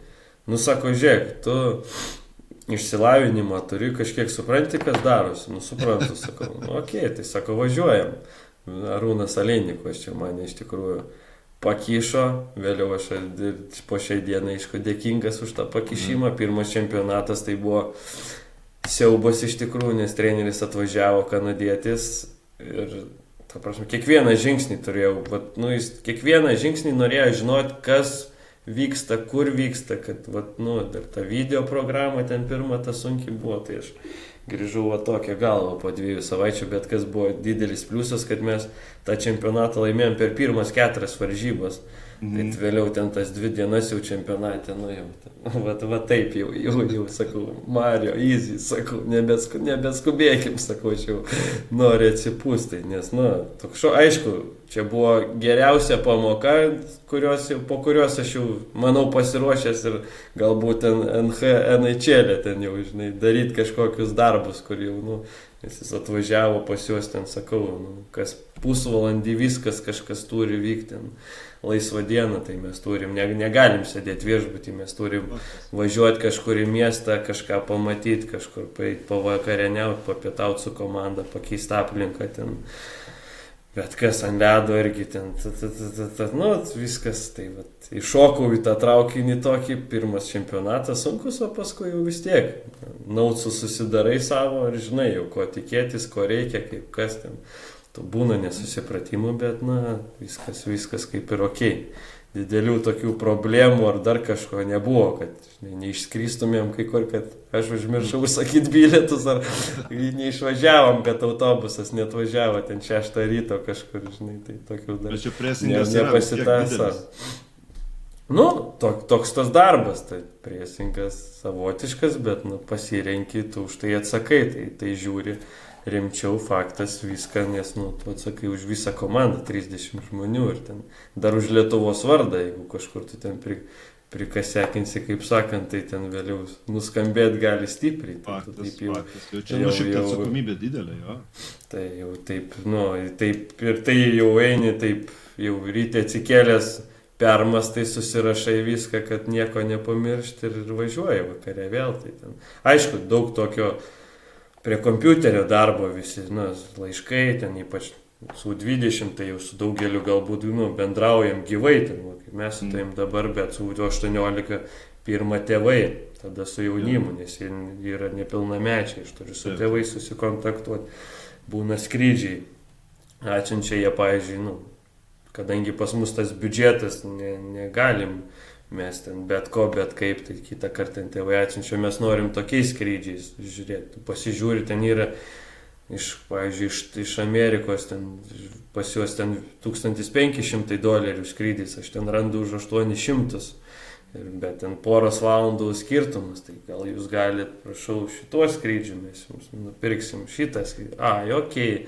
Tai va tų, nu, tokių dalykų, kur turi ir sutikrinti, ir bendrauti, ir, nu, kol kas sakau, kaip ir nebuvo didelių problemų, bet tai taip toks atsakingas darbas ir kad viskas tai vyktų sklandžiai ir vėliau tai atneštų rezultatų visai o tai dabar Lietuvos ledo ritulį. Vasarą tu būni dabar tu būsi ir vasarą tu užsiėmęs dabar čia būsi, nes stovyklos važiuoji kažkur. Na taip, tai vat kitą, vat, rytoj startuojam Pankų ledo ritulio akademijoje su jaunimu. Iš tikrųjų atvažiuoja 2 suomiai pas mus šią stovyklą. Mes ten bendraujam su Koko klubu iš aukščiausios lygos. Tai va, ten jau iš tikrųjų seniai, ten jau pati akademija su jais turėjom partnership tokią sutartį su jais. Mes pas juos važiavom, ten porą kartų tobulintis, žiūrėti kaip jie dirba. Jie pas mus čia atvažiuodavo padėti, paaiškinti viską. Tai dabar atsivežam ten tokius 2, vienas ten toks Harisis, toks kaip gaunasi treneris, bet jau tos visokios akademijos toks kaip mentorius, prižiūrintis, jis jau ten, nu, toks ne kad bosas, bet jis kaip pats įsireiškia ir už 16 komandos treneriai, vat, na, tai vat, kad mūsų vyresnius jau mokintų kūnų daugiau žais, nes mes pereinam jau kitais metais, nes pas mūsų 15 bus vyriausi, tai ir patys, aišku, dirbsim, tai va, turėsim šią stovyklą ir tada aš su Arūnu Aleiniku, Ugnim Čižu ir Dovydu Kulevičium išvažiuojam į Italiją 3 savaitėm, ten tarptautinė stovykla, mus kviečia va jau,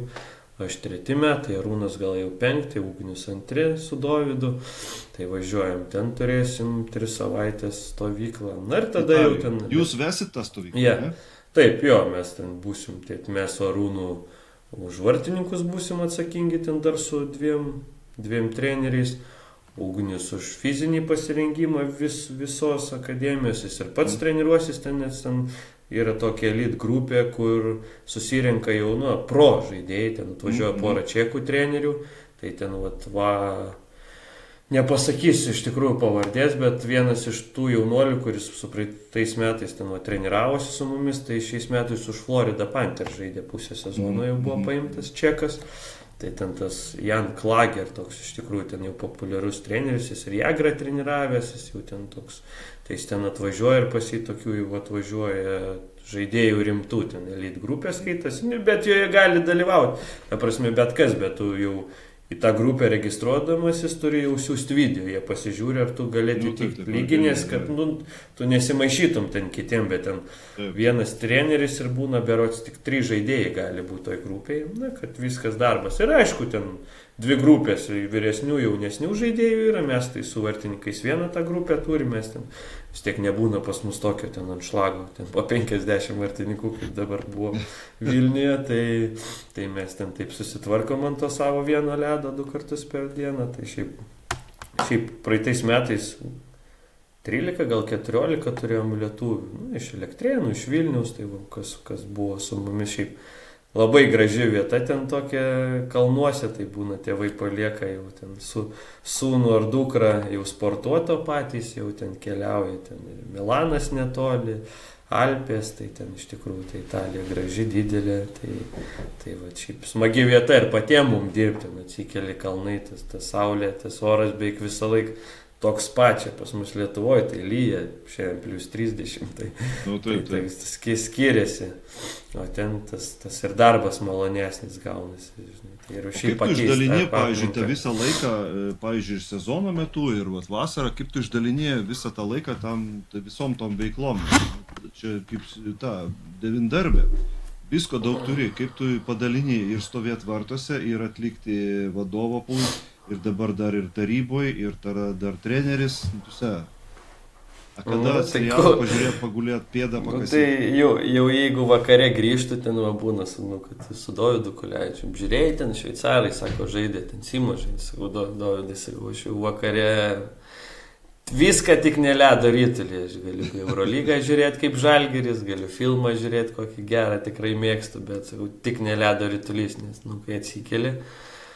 Ir važiuoju, kažkaip tą laiką skirstai visą laiką, aišku, būna tos U20 gal tas rinktinė prasčiausių metų, sakyčiau, man asmeniškai, nes aš vis tiek išvažiuoju tom jau 2 savaitėm, bet, ačiū Šarūnui Kuliešiui, kuris į tai žiūri labai lojaliai ir, niekada nebuvo nei problemų, nieko, kad ten neišleistų, ar tu ten ten mes jau taip susižiūrim tą tvarkaraštį, kad tuo metu, kai manęs nebūna, kad tų varžybų nebūtų daug, ar ten 1-2 galbūt ten prieš stiprius labai priešininkus, prieš kuriuos, ten tikriausiai nelaimėsim, tai taip išsidalinam tą visą kitą, kaip ir spėju, bet to tokiam iš tikrųjų laiko asmeniniam gyvenimui jau mažai lieka, jau kitą kartą geriausia sekmadienis būna, jeigu vaikų varžybos 10 val. Ryte tu 11:30 panašiai laisvas, tai jau tas nuo 12 tu gali kažką veikti ir sėtis apart ledo rytulio, bet kitą kartą būna po tų varžybų galva tokia, tai vėl niuansas. Ar tik nepapietavus į lovą, pamiego dar porą valandų. Tai tu vienas gyveni, ar tu su kažkom, tu Vilniuje gyveni vienas? Taip. Turi draugę, žmoną?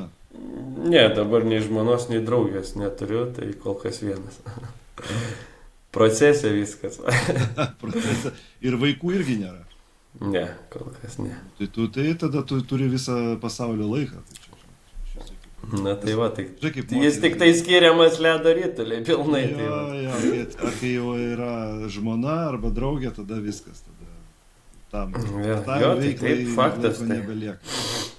Prioritėtus visą laiką reikia išsigryninti. Kaip tavo, pavyzdžiui, kaip tavo savaitės diena, sezono metu, kaip jinai atrodo? Tai mes, jeigu taip paprastai, sakykime, nevaržybinė diena vyrų, nes vyrai žaidžia būna ir trečiadienį, ir ketvirtadienį, bet jeigu šiaip paprastai, tai 8 val. Čiuožiam su vyrais, tai aš jau ten aš kadangi nepusryčiauju ryte, aš taip anksti negaliu pusryčiauti, tai aš atsikeliu, apsiprausiu stiklinę vandens ir pro duris. Man arena 5 minutės, tai aš ten jau po 7:05, po 7:10 aš visai arena. Mankšta, pasivaikščiojimas, atsibudimas, 8 treniruotė, tada dažniausiai būna po ledo žemė. Tai žemė, tai grubiai 10 baigiam, ten dušas, pasikalbėjimai, pajokavimai, apie 11, pusę 11 namie. Pusryčiai, geri pusryčiai, tada priklausomai nuo darbų, jeigu prie kompiuterio darbų yra, tai valandą gali užtrukti 1,5, tada visą laiką valandą pogulis, priverstinai, geriausias laikas pamiegojimo, saldžiausias tas būna valandą 1,5, tada atsikeliu, pietus apie prieš 3, kažkur tarp 2 ir 3, ir tada jau darbai akademijoje, tai po 3 aš visą laiką, net kitą kartą, jeigu turiu papildomas privačias treniruotės, tai aš jau ant ledo būnu 14:45, tai taip priklauso vėl. Tai ir tada jau pirmadienis ten gali būti iki 8 vakaro arenoje, ten iki pusę 9, kitą dieną iki 7. Tai priklauso nuo treniruočių grafiko, vieną dieną trumpiau, kitą dieną ilgiau. Tai tą turim tokį o kitą kartą būna, kad kokią Rygą reikia važiuoti antradienį, tai ką ten jau autobuse 11 ir visą dieną, tada kokią 7 vakare varžybos grįžtam 2-3 nakties. Aišku, kitą dieną jau ryte nesikeli į treniruotę, nebebūna, bet kitiem būna, kas, pavyzdžiui, į mokslus į darbą, tai jau tas toks minusiukas yra, tos nepilnai pro komandos, kad kiti norint oriai gyventi, turi kažką kitą dar daryti. Tai niuansai tokie. Gerai, tai pilna diena užpildyta, ne tik tokia, neskrolinė.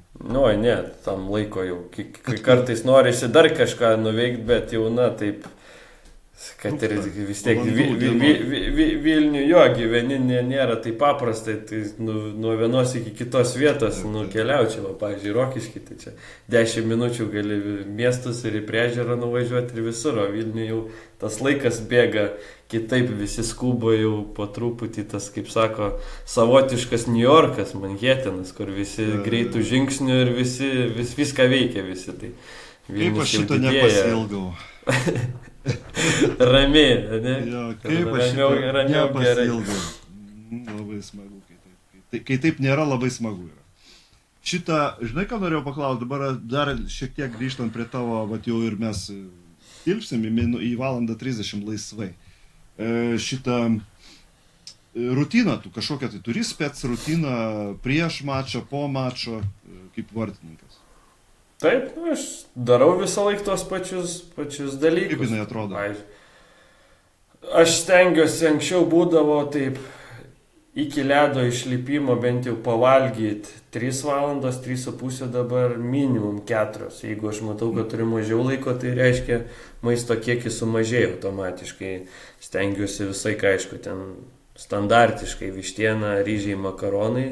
Išvykoje ne visai gaunasi tai, bet dažniausiai mes jau turim kavinukę, stojam ten, valgom, kad normaliai, nes ten tas statoilinis maistas, tai suprato visi, kad netinka, niekaip netinka. Tai namuose tai paprašiau pačiam pasidaryti faktas, ar ten į kavinukę užsukti, pavalgyti to ten su salotom. Ir tada 2 valandos iki varžybų rūbiniai, lasdos persiviniojimas, irgi priklauso dar nuo nuotaikos, nuo visko, ar ten praeitos varžybos gerai sekėsi, blogai sekėsi.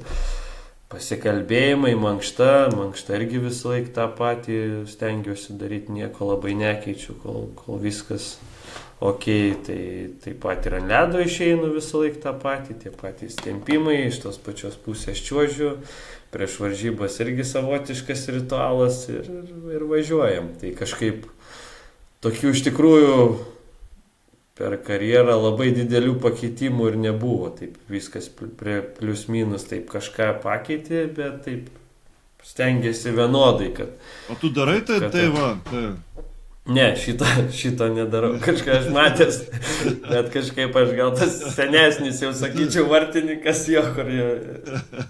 Kur ta... Ja, bet tas... Bet žongliruoji turbūt su kamaliukais. Jo, su kamaliukais.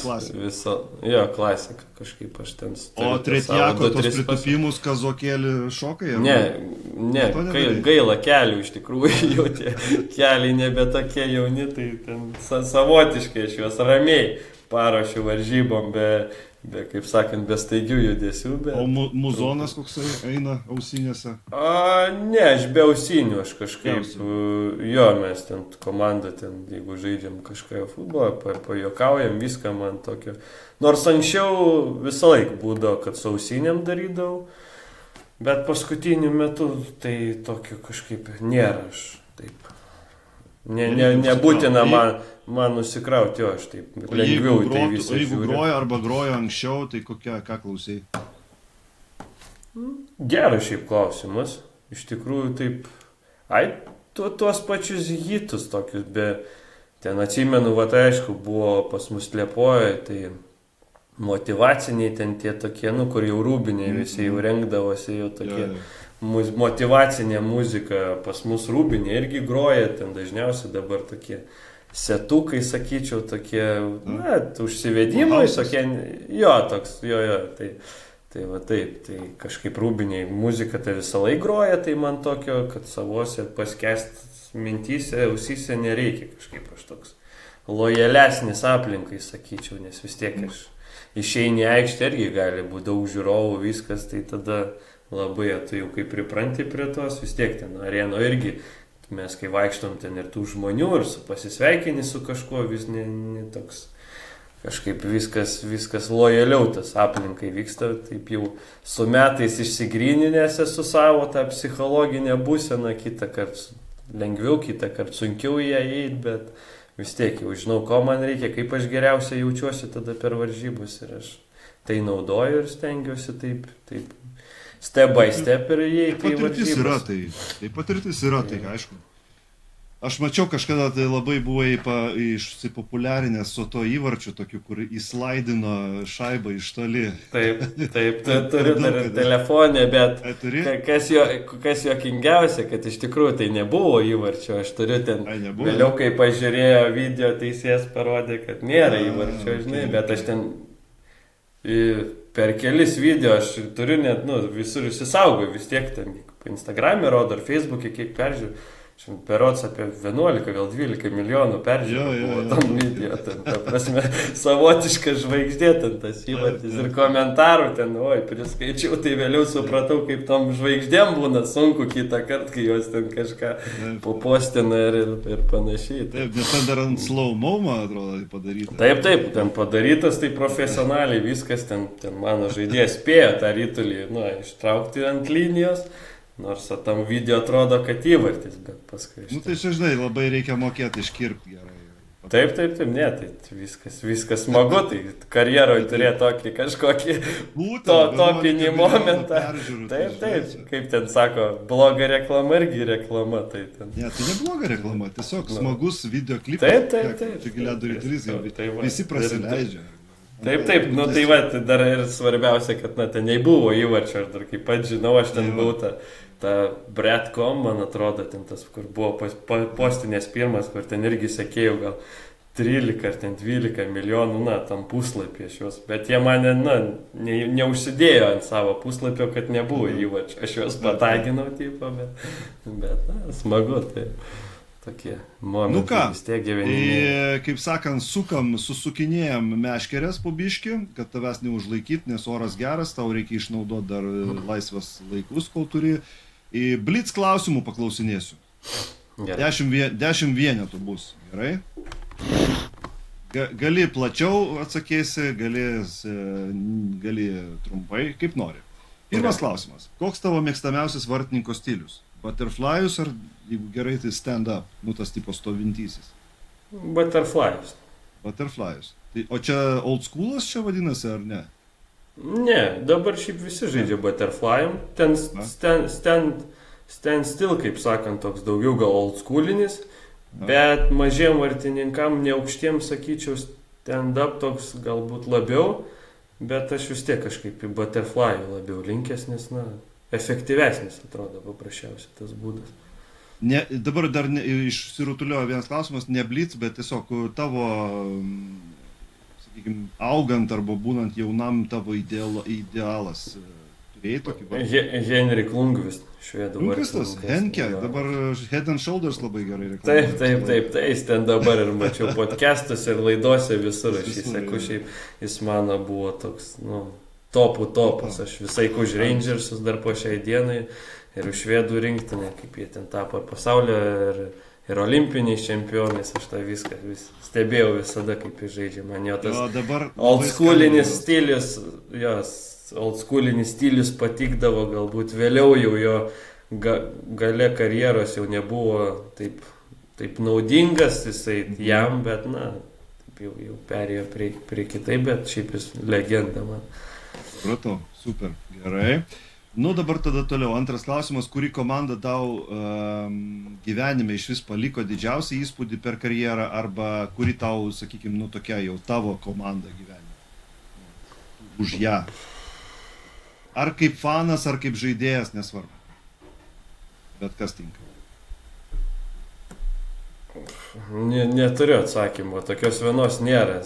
Nėra. Asmeniniai karjeroje vieni paliko, kai žiūrėjau kitus sportus, tai tokia labai kažkokios, kad svaigščiau. Esu ledo ritulį, labai mėgstu New York Rangers, fanas, ta prasme, futbole Manchester United, tai kažkaip Lietuva krepšinį, Žalgiris, sakyčiau, dabartinė Eurolygos jau čia keletą metų ir prie Jasikevičiaus, kai buvo, tai Žalgiris. Vis laik žiūriu, jeigu galiu sezono metu bent vienas rungtynės nuvažiuoju į Kauną, pažiūrėti, pabūti toje atmosferoje, man patinka, tai aš toks fanas, sakyčiau, jų savotiškas. Tai gerai, puikiai, reiškia, jau 3 turi netgi įvardinę. Sunkiausias tau metimas, kurį daro žaidėjas, sakykime, būtų koksai, ar tipo slapshotas, wristshotas ar backhandas? Jeigu geras, tai backhandas, nes jį labai sunku numatyti. Jeigu, ta prasme, lenda, toks jis labai... Tavarnas. Toks labai užslėptas, sakyčiau, vartininkų, jeigu jis geras, ten aišku, neįpilva ten, bet jeigu geras, tai toks sureaguoti žymiai sunkiau nei, jeigu wrist ar slapshot. Tau kaip dabar, vėlgi, ne į temą vienas klausimas bus, tau kaip žiūrint iš šono dabar treniruojant, pasigerino, nes slapshotai dingo labiau, ne? Dabar viskas iš wristshotų eina. Taip, tai wristshotai net pas mus ten komandoje keletas tokių turiu, kad man ten 8 val. Ryto būna, aš ryte, jeigu ten dar pataiko kažkur aukščiau prie galvos, man nebemalonu net būna. Seka gerai, tikrai šiaip yra daug gerų metikų. Ir, aišku, per varžybas iš tikrųjų mažiau slapshotų, nes tas ledo ritulys gal greičiau, tie gynėjai greičiau prieina, tas išsigrynintas toks gynybinis stilius. Aišku, mažumoje, tai dažnai visi sega jau ten one-timeris. Tai tas jau, jeigu gerai, tai jau jis gal sunkiausias toks, jeigu gali prisiruošti žaidėjas, bet taip wristshotai tikrai pagerėjo su laiku ir tos lazdos, vis tiek dabar ant tiek jos lengvos išsilenkė ir panašiai, kad, žaidėjai ne veltui atrodo vartininkai gerėja stipriai, ta prasme, dydžių viskuo ten paprastam žmogui parodė, kiek ten yra laisvos vietos, jis nepamatys ten, kur jam galima įmuš, bet pažiūrime NHL finalus ir varžybos 5-4, kai kurios baigėsi, tai ten sega tiem ir dideliem ir mažiem visiems, ten tie žaidėjai irgi dabar tokio lygio, kad ten tie rituliai skrenda, paprasta akim nepamatysi, ten atsistoja vartuose vėl. Kaip greitai atsigauni po praleisto įvarčio? Aš jau greitai. Karjeros eigoje buvo įvairiai, nes labai taip nebuvo psichologų, kiti psichologai buvo tokie, kur reikia nuo soliuko pirimat ir taip toliau, tai taip karjerai, tas karjerai tikrai neprisidėjo, nepadėjo, tai taip vėliau jau kai augi jau susistabilizavo tos ir mintis ir ta psichologija, tai taip kažkaip nebeturiu didelių problemų. Už visą komandą, iš principu. Taip, tai būna vis tiek įsigryninta, kad nusimes, kad ir galbūt kitą kartą tikrai tu kaltas, bet, tu tai supranti, bet kažką dar galvoji savo mintyse, kad ir tas kažkur kaltas, ir tas galbūt kažkur kaltas prisidėjo, nes dažniausiai gyvartis nebūna, kad tik vartininkas kaltas, tai kažkas kažkur prarado rytulį, kažkas nelabai apsigynė, puolėjas nedabėgo, vartininkas praleido, tikrai kaltas, bet, ten taip. Tai tu tą visą susidarai tokį vaizdą, viską, ir žinai, kad praleidai, bet dar ten gali būti 45 minutės žaidimo, tai tau reikia kitus visus pagauti ir važiuoji. Nėra, aš net kaip vaikams sakau, nėra vartininkų, kurie nepraleidžia, nėra.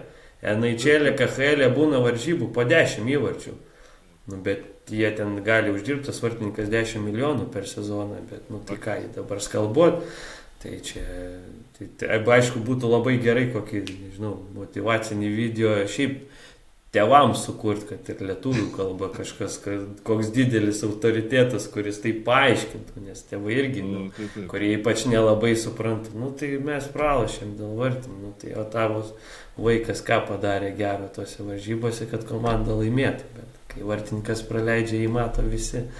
Tai va čia tas minusas didžiausias yra mūsų specialybės vartininkų, bet tu su tuo susigyveni, Tai va dėl to gal kaip ir tas pačioj pradžioj pirmas klausimas buvo, kokių vartininkų daugiausiai yra, kol tų mažiausių, kol jų niekas nekaltina, jiem linksma, jie ten šokinėja, ten gaudo tos rytulius treniruoti, jau vėliau prasideda konkurencija, prasideda varžybos, daugiau kaltas būni ir tas toks užsideda. Dėl to jų daug atkrenta.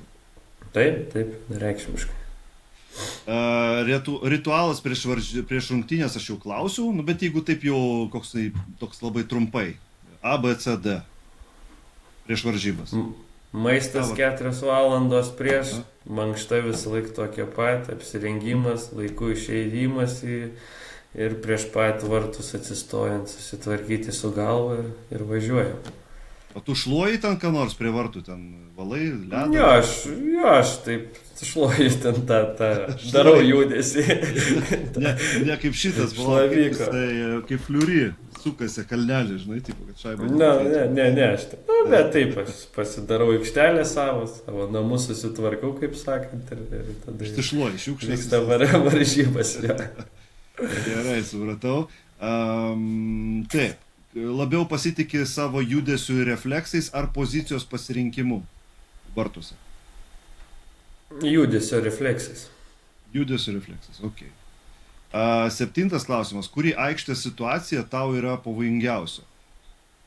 Pavyzdžiui, prieš vartės. 1-1, power play ar prieš vartus, kaip ten... Gal aš sakyčiau priešvartis tas vadinamas pitakas, vis tiek daugiausiai įvarčių iš ten. Aišku, šiaip sunkiausia tai kaip daro skryną. Labai, ten gali būti ir nuo mėlynos metimas, bet jeigu skrynas geras, stovi dėdė koks 2-2, ten pas mus yra toks už žmogo žaidžia ginsmėje, tai jis ten visiems tiek įvarčių primušęs ir iš jo nepastums, aš jau gynėjams sakau, jūs net nestumkit jo. Nes kai gynėjas dar stuma, jo nepastuma dažniausiai, tai tada aš per 2 žaidėjus, aš jau nematau, jūs sakiau, pasitraukit per vieną, per jį aš dar turiu, ir jis dar typina, ta prasme, aukščiausio lygio žaidėjas, Rygos Dinamo, kaip atsirado, jis ten atvyko ir visą karjerą ten pražaidė, pralaikė jį ten, tai reiškia neveltui, išrodo jau dabar, čia gal paskutinį sezoną jau sunkiai čiuoždavo, bet į savo darbą vis tiek atlieka, ten statistika irgi tvarkinga. Aišku, įgūdžiai. Taip. 8 klausimas. Tu prisimeni kokį nors tau svarbiausią atlaikytą metimą, kuris tau buvo gyvenime toksai įsimintiniausias? Tokių, kad nulėmusių kažkokį labai yra buvę, baudinį, kai paskutinį atlaikai komanda laimi, ten, kad ir pratęsime kažkokį seivą padarytų, yra keletas tokių seivų, bet kažkaip tokio vieno, kaip sakant, atnešusio olimpinį auksą, tai neturi tokio, kad labai, bet keletą yra tokių įsimintinų iš tikrųjų. Nu vis tiek kažkas tai yra ką prisiminti, svarbiausia, žinai. Taip, ne, turiu tikrai keletą, taip. Kažkaip bendrauji specialiai su gynėjais varžybų metu? Taip, visą laiką aš tengiuosi jiem padėti, jie man padeda, tai palaikom komunikaciją vis tiek sezonėje po truputį įsigrynini, tai jie mane girdi, aš juos jeigu reikia girdžiu, tai mes, ta prasme, kaip vienas vienetas bandom veikti, kad padėtam tai komandai siekti pergalių, nes kitaip tai būtų dar prasčiau. 10 klausimas, jeigu nebūtum vartininkų, kokioje pozicijoje žaistum? Puolėjų. Puolėjų? Kraštų, centru labiau? Manau kraštu. Oi, manau centru. Būčiau tas protingas, galbūt. Protingas tas jau. Įmuščiau kartais, ne dažnai, bet kur pajungčiau visus į ataką. Tau teko žaisti aikštės žaidėjų? Aš iš tikrųjų, aš čia esu Lietuvoje užmėgėjus ir toj Mindaugo lygoje net registruotas kaip žaidėjas. Tai va praeitą sezoną dėl laiko stokos tai niekur nebeišėjau, nes man jau buvo per daug, bet už praeitą sezoną tai aš sužaidžiau čia ir už Rokiškį varžybas ir mėgėjų čempionate ten įmušiu įvarčiau. Įmušiu, ja? Šoko jo, iš ten man taip draugiškai leidžia žaisti su vartininko pačiūžom, nes aš nepačiūžiu su žaidėjo pačiūžom, man kokios savaitės reikia, kad pripras, bet lojaliai žiūri, tai aš ten turiu savo komandą, kaip sakant, kurie mane priima ir kviečia žaisti už juos, tai aš ten būna, kai laisvo laiko turiu, tai pasijungiu už juos pažaisti. Ir paskutinis dabar klausimas. Mane labai dažnai domina, kodėl vartininkai, kai vyksta pakankamai įtemptos varžybos, rezultatas labai slidus ir atsakinga, kad neprasileist, nesukelt pavojaus prie savo vartų. Būtent tokioje situacijoje vartininkai mėgsta išeiti iš už vartų, pradėti stabdyti šaibą ir pasuoti nepasiruošusiems savo gynėjams, kurie yra uždengti. Ir tada kita komanda pradeda ataką į jų vartą. Kas būna galvoje? Šiaip tas žaidimas lazda dabar aukštam lygiai, tai privalomas. Ir jeigu tu nežaidi, tai tu ten nebūsi. Nes, pavyzdžiui, NHL, tai tos aikštės mažytės. Ten aš praeitais metais buvau trenerių seminarė Stokholme per pasaulio čempionatą ir buvo grinai apie vartininkus kalbėjo. Ir buvo Kanados rinktinės vartininkų treneris atvykęs, mums dėstė pasakai, tai rodė, kaip žaidžia su lazda Binningtonas, tas kur Kanados rinktinė. Tas pats ir Bobrovskis, tai jie eina už vartų, stabdyti rytulio, gynėjai iš karšonuose, atsidenginėja, jie net nebeina už vartų, nes tas vartininkas gaunasi kaip trečias gynėjas. Jis arba vieną, arba į kitą pusę, bet faktas, kad žmogiškas faktorius tai klaidos ir jos nutinka ir lemiamų momentų jos labiausia matosi. Kita kart būna vidury varžybų, ten vidury sezono, ten whatever, ten praleido, praleido, ten kitas nugriuvo gynėjas, dar kažkas ten, bet lemiamų momentų jos įvyksta ir tada visi mato ir visi prisimena ir atrodo, tada taip, ten faktas, kad vartininkas kaltas, bet jis darė tai, ką daro visą laiką, tai paprasčiausiai vyko klaida. Tai čia toks niuansas, iš šono atrodo tikrai visiems taip, bet aš kaip pats noriu kaip užglaisti tą tokį, kad nepultų vartininkų per stipriai, nes jis tai taip daro iš tikrųjų. Ir kas iš tikrųjų yra didelis minusas čia visiems žaidėjų treneriam, ypač vaikų, akmuo į daržą, tai kad jie neleidžia vartininkam klysta prasme, mažiukai, kaip jie išmoks kitaip, per treniruotės tai yra viena, kai tu išeini į varžybas, kažkur rankos dreba, kažkur ta lazda su rytuliu, tai čia nepro ir stovėk vartuose, niekur neik, nes mums reikia ten rezultatą, viskas, turėtų būti kitaip vykti, bet, jo, bet matai, čia presingas ne tik tai, čia treneris irgi turi presingą iš tėvai tada pradeda ten, žinai. Taip. Čiagi susijusi grandinė, čia labai Tai sudėtinga. 100%, didelis kaip turėtų būti, kaip skandinavai, procesas, pergalės, kažkas viskas ten po 15-16, va ten. Pas mus visi nori U10, U11 viską laimėti, kelt taurės, fotkintis gražiais. NHL. Taip, tai ir tas kažkur sustabdo tą vaikų tokį progresą, kažkuriuose detalėse, galbūt kur vėliau jau jie nebegali to išmokti, nes nebėra laiko tam. O papulti tą aukštesnį lygį, aukščiausią, bet tų detalių negali paprasčiausiai. Tai čia yra žaidimo dalis ir tos detalės susideda. Kuo aukštesnis lygis, tuo daugiau mažų detalių. Kuo žemesnis, tai taip, bet kuo aukščiau, tuo daugiau mažų detalių ir iš jų visas tas žaidimas susideda, kur net paprastam ledo ritulininkui jų nepamatyti. Jeigu tu su tai susidūręs ir ten tai kad ir NHL, visi uždirba, visi moka mestą prasme, visi moka čiuošti, ten visi geriausi surinkti, bet kažkas ten Florida buvo 2 metus iš eilės laimėjusi, ten prieš tai Tampa Bay, ir panašiai. Tai detalės reiškia, kažkur kažkas dadirba, kažkur geriau, taktiškai, skillsų prasme ir vartininkas užžaidžia geriau. Tai tas toks niuansas.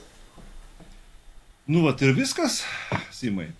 Baigiam pasirodymą. Ačiū. Valanda kem 5. Aš tau ką, nėra už ką. Man labai visada įdomu, nes aš galvoju, kad čia paskutinis mano šią vasarą jau tas koksai podcastas, gal rudenį vėl grįšiu, nes norisi ir pačiam jau biški eiti daržą pasikapanuoti dar reikia. Be ledo ritulio. Ne, žinok, ledo ritulys išvažiavo iš manęs 2 bachūrai, ką tik pasitreniravom visą mėnesį. Dabar toliau jau kaip ir kiek aš čia metų. 17, turbūt daugiau, jau su sūnum kaip dirbam, taip iki šiol, jau jam 22, bet mes iki šiol einam ir dirbam kasdieną. Aš matau storius, jūs ten varote, aš galvoju, kiekgi be galit, pailsėkit. Būna, kad kitą kartą, aš irgi sakau, kas gerai dirba, tas turi gerai ilsėtis, bet kaip ir apie tą ledo ritulį, kur vakare grįžti, jau kažką kitą, nes reikia perkrauti sistemą, nes paprasčiausiai per daug ta sistema užkaista paskui.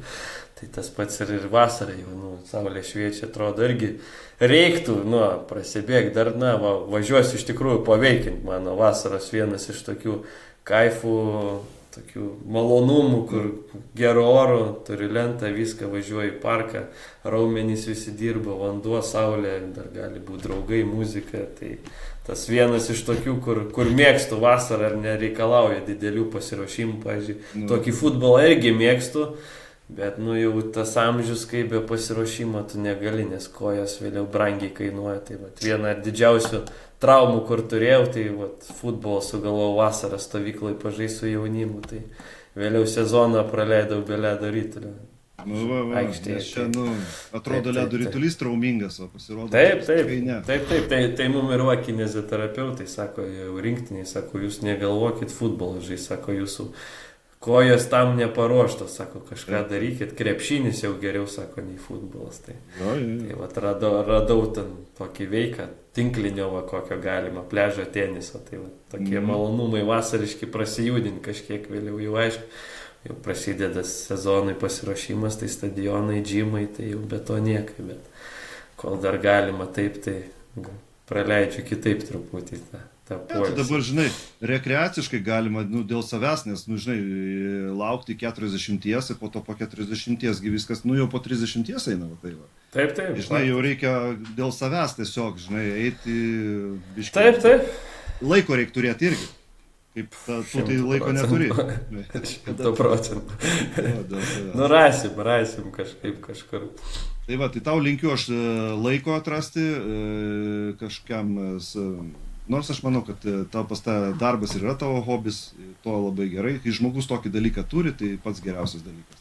Tada darbas nėra darbas. Tada smagu. Tai aš tau linkiu puikios vasaros.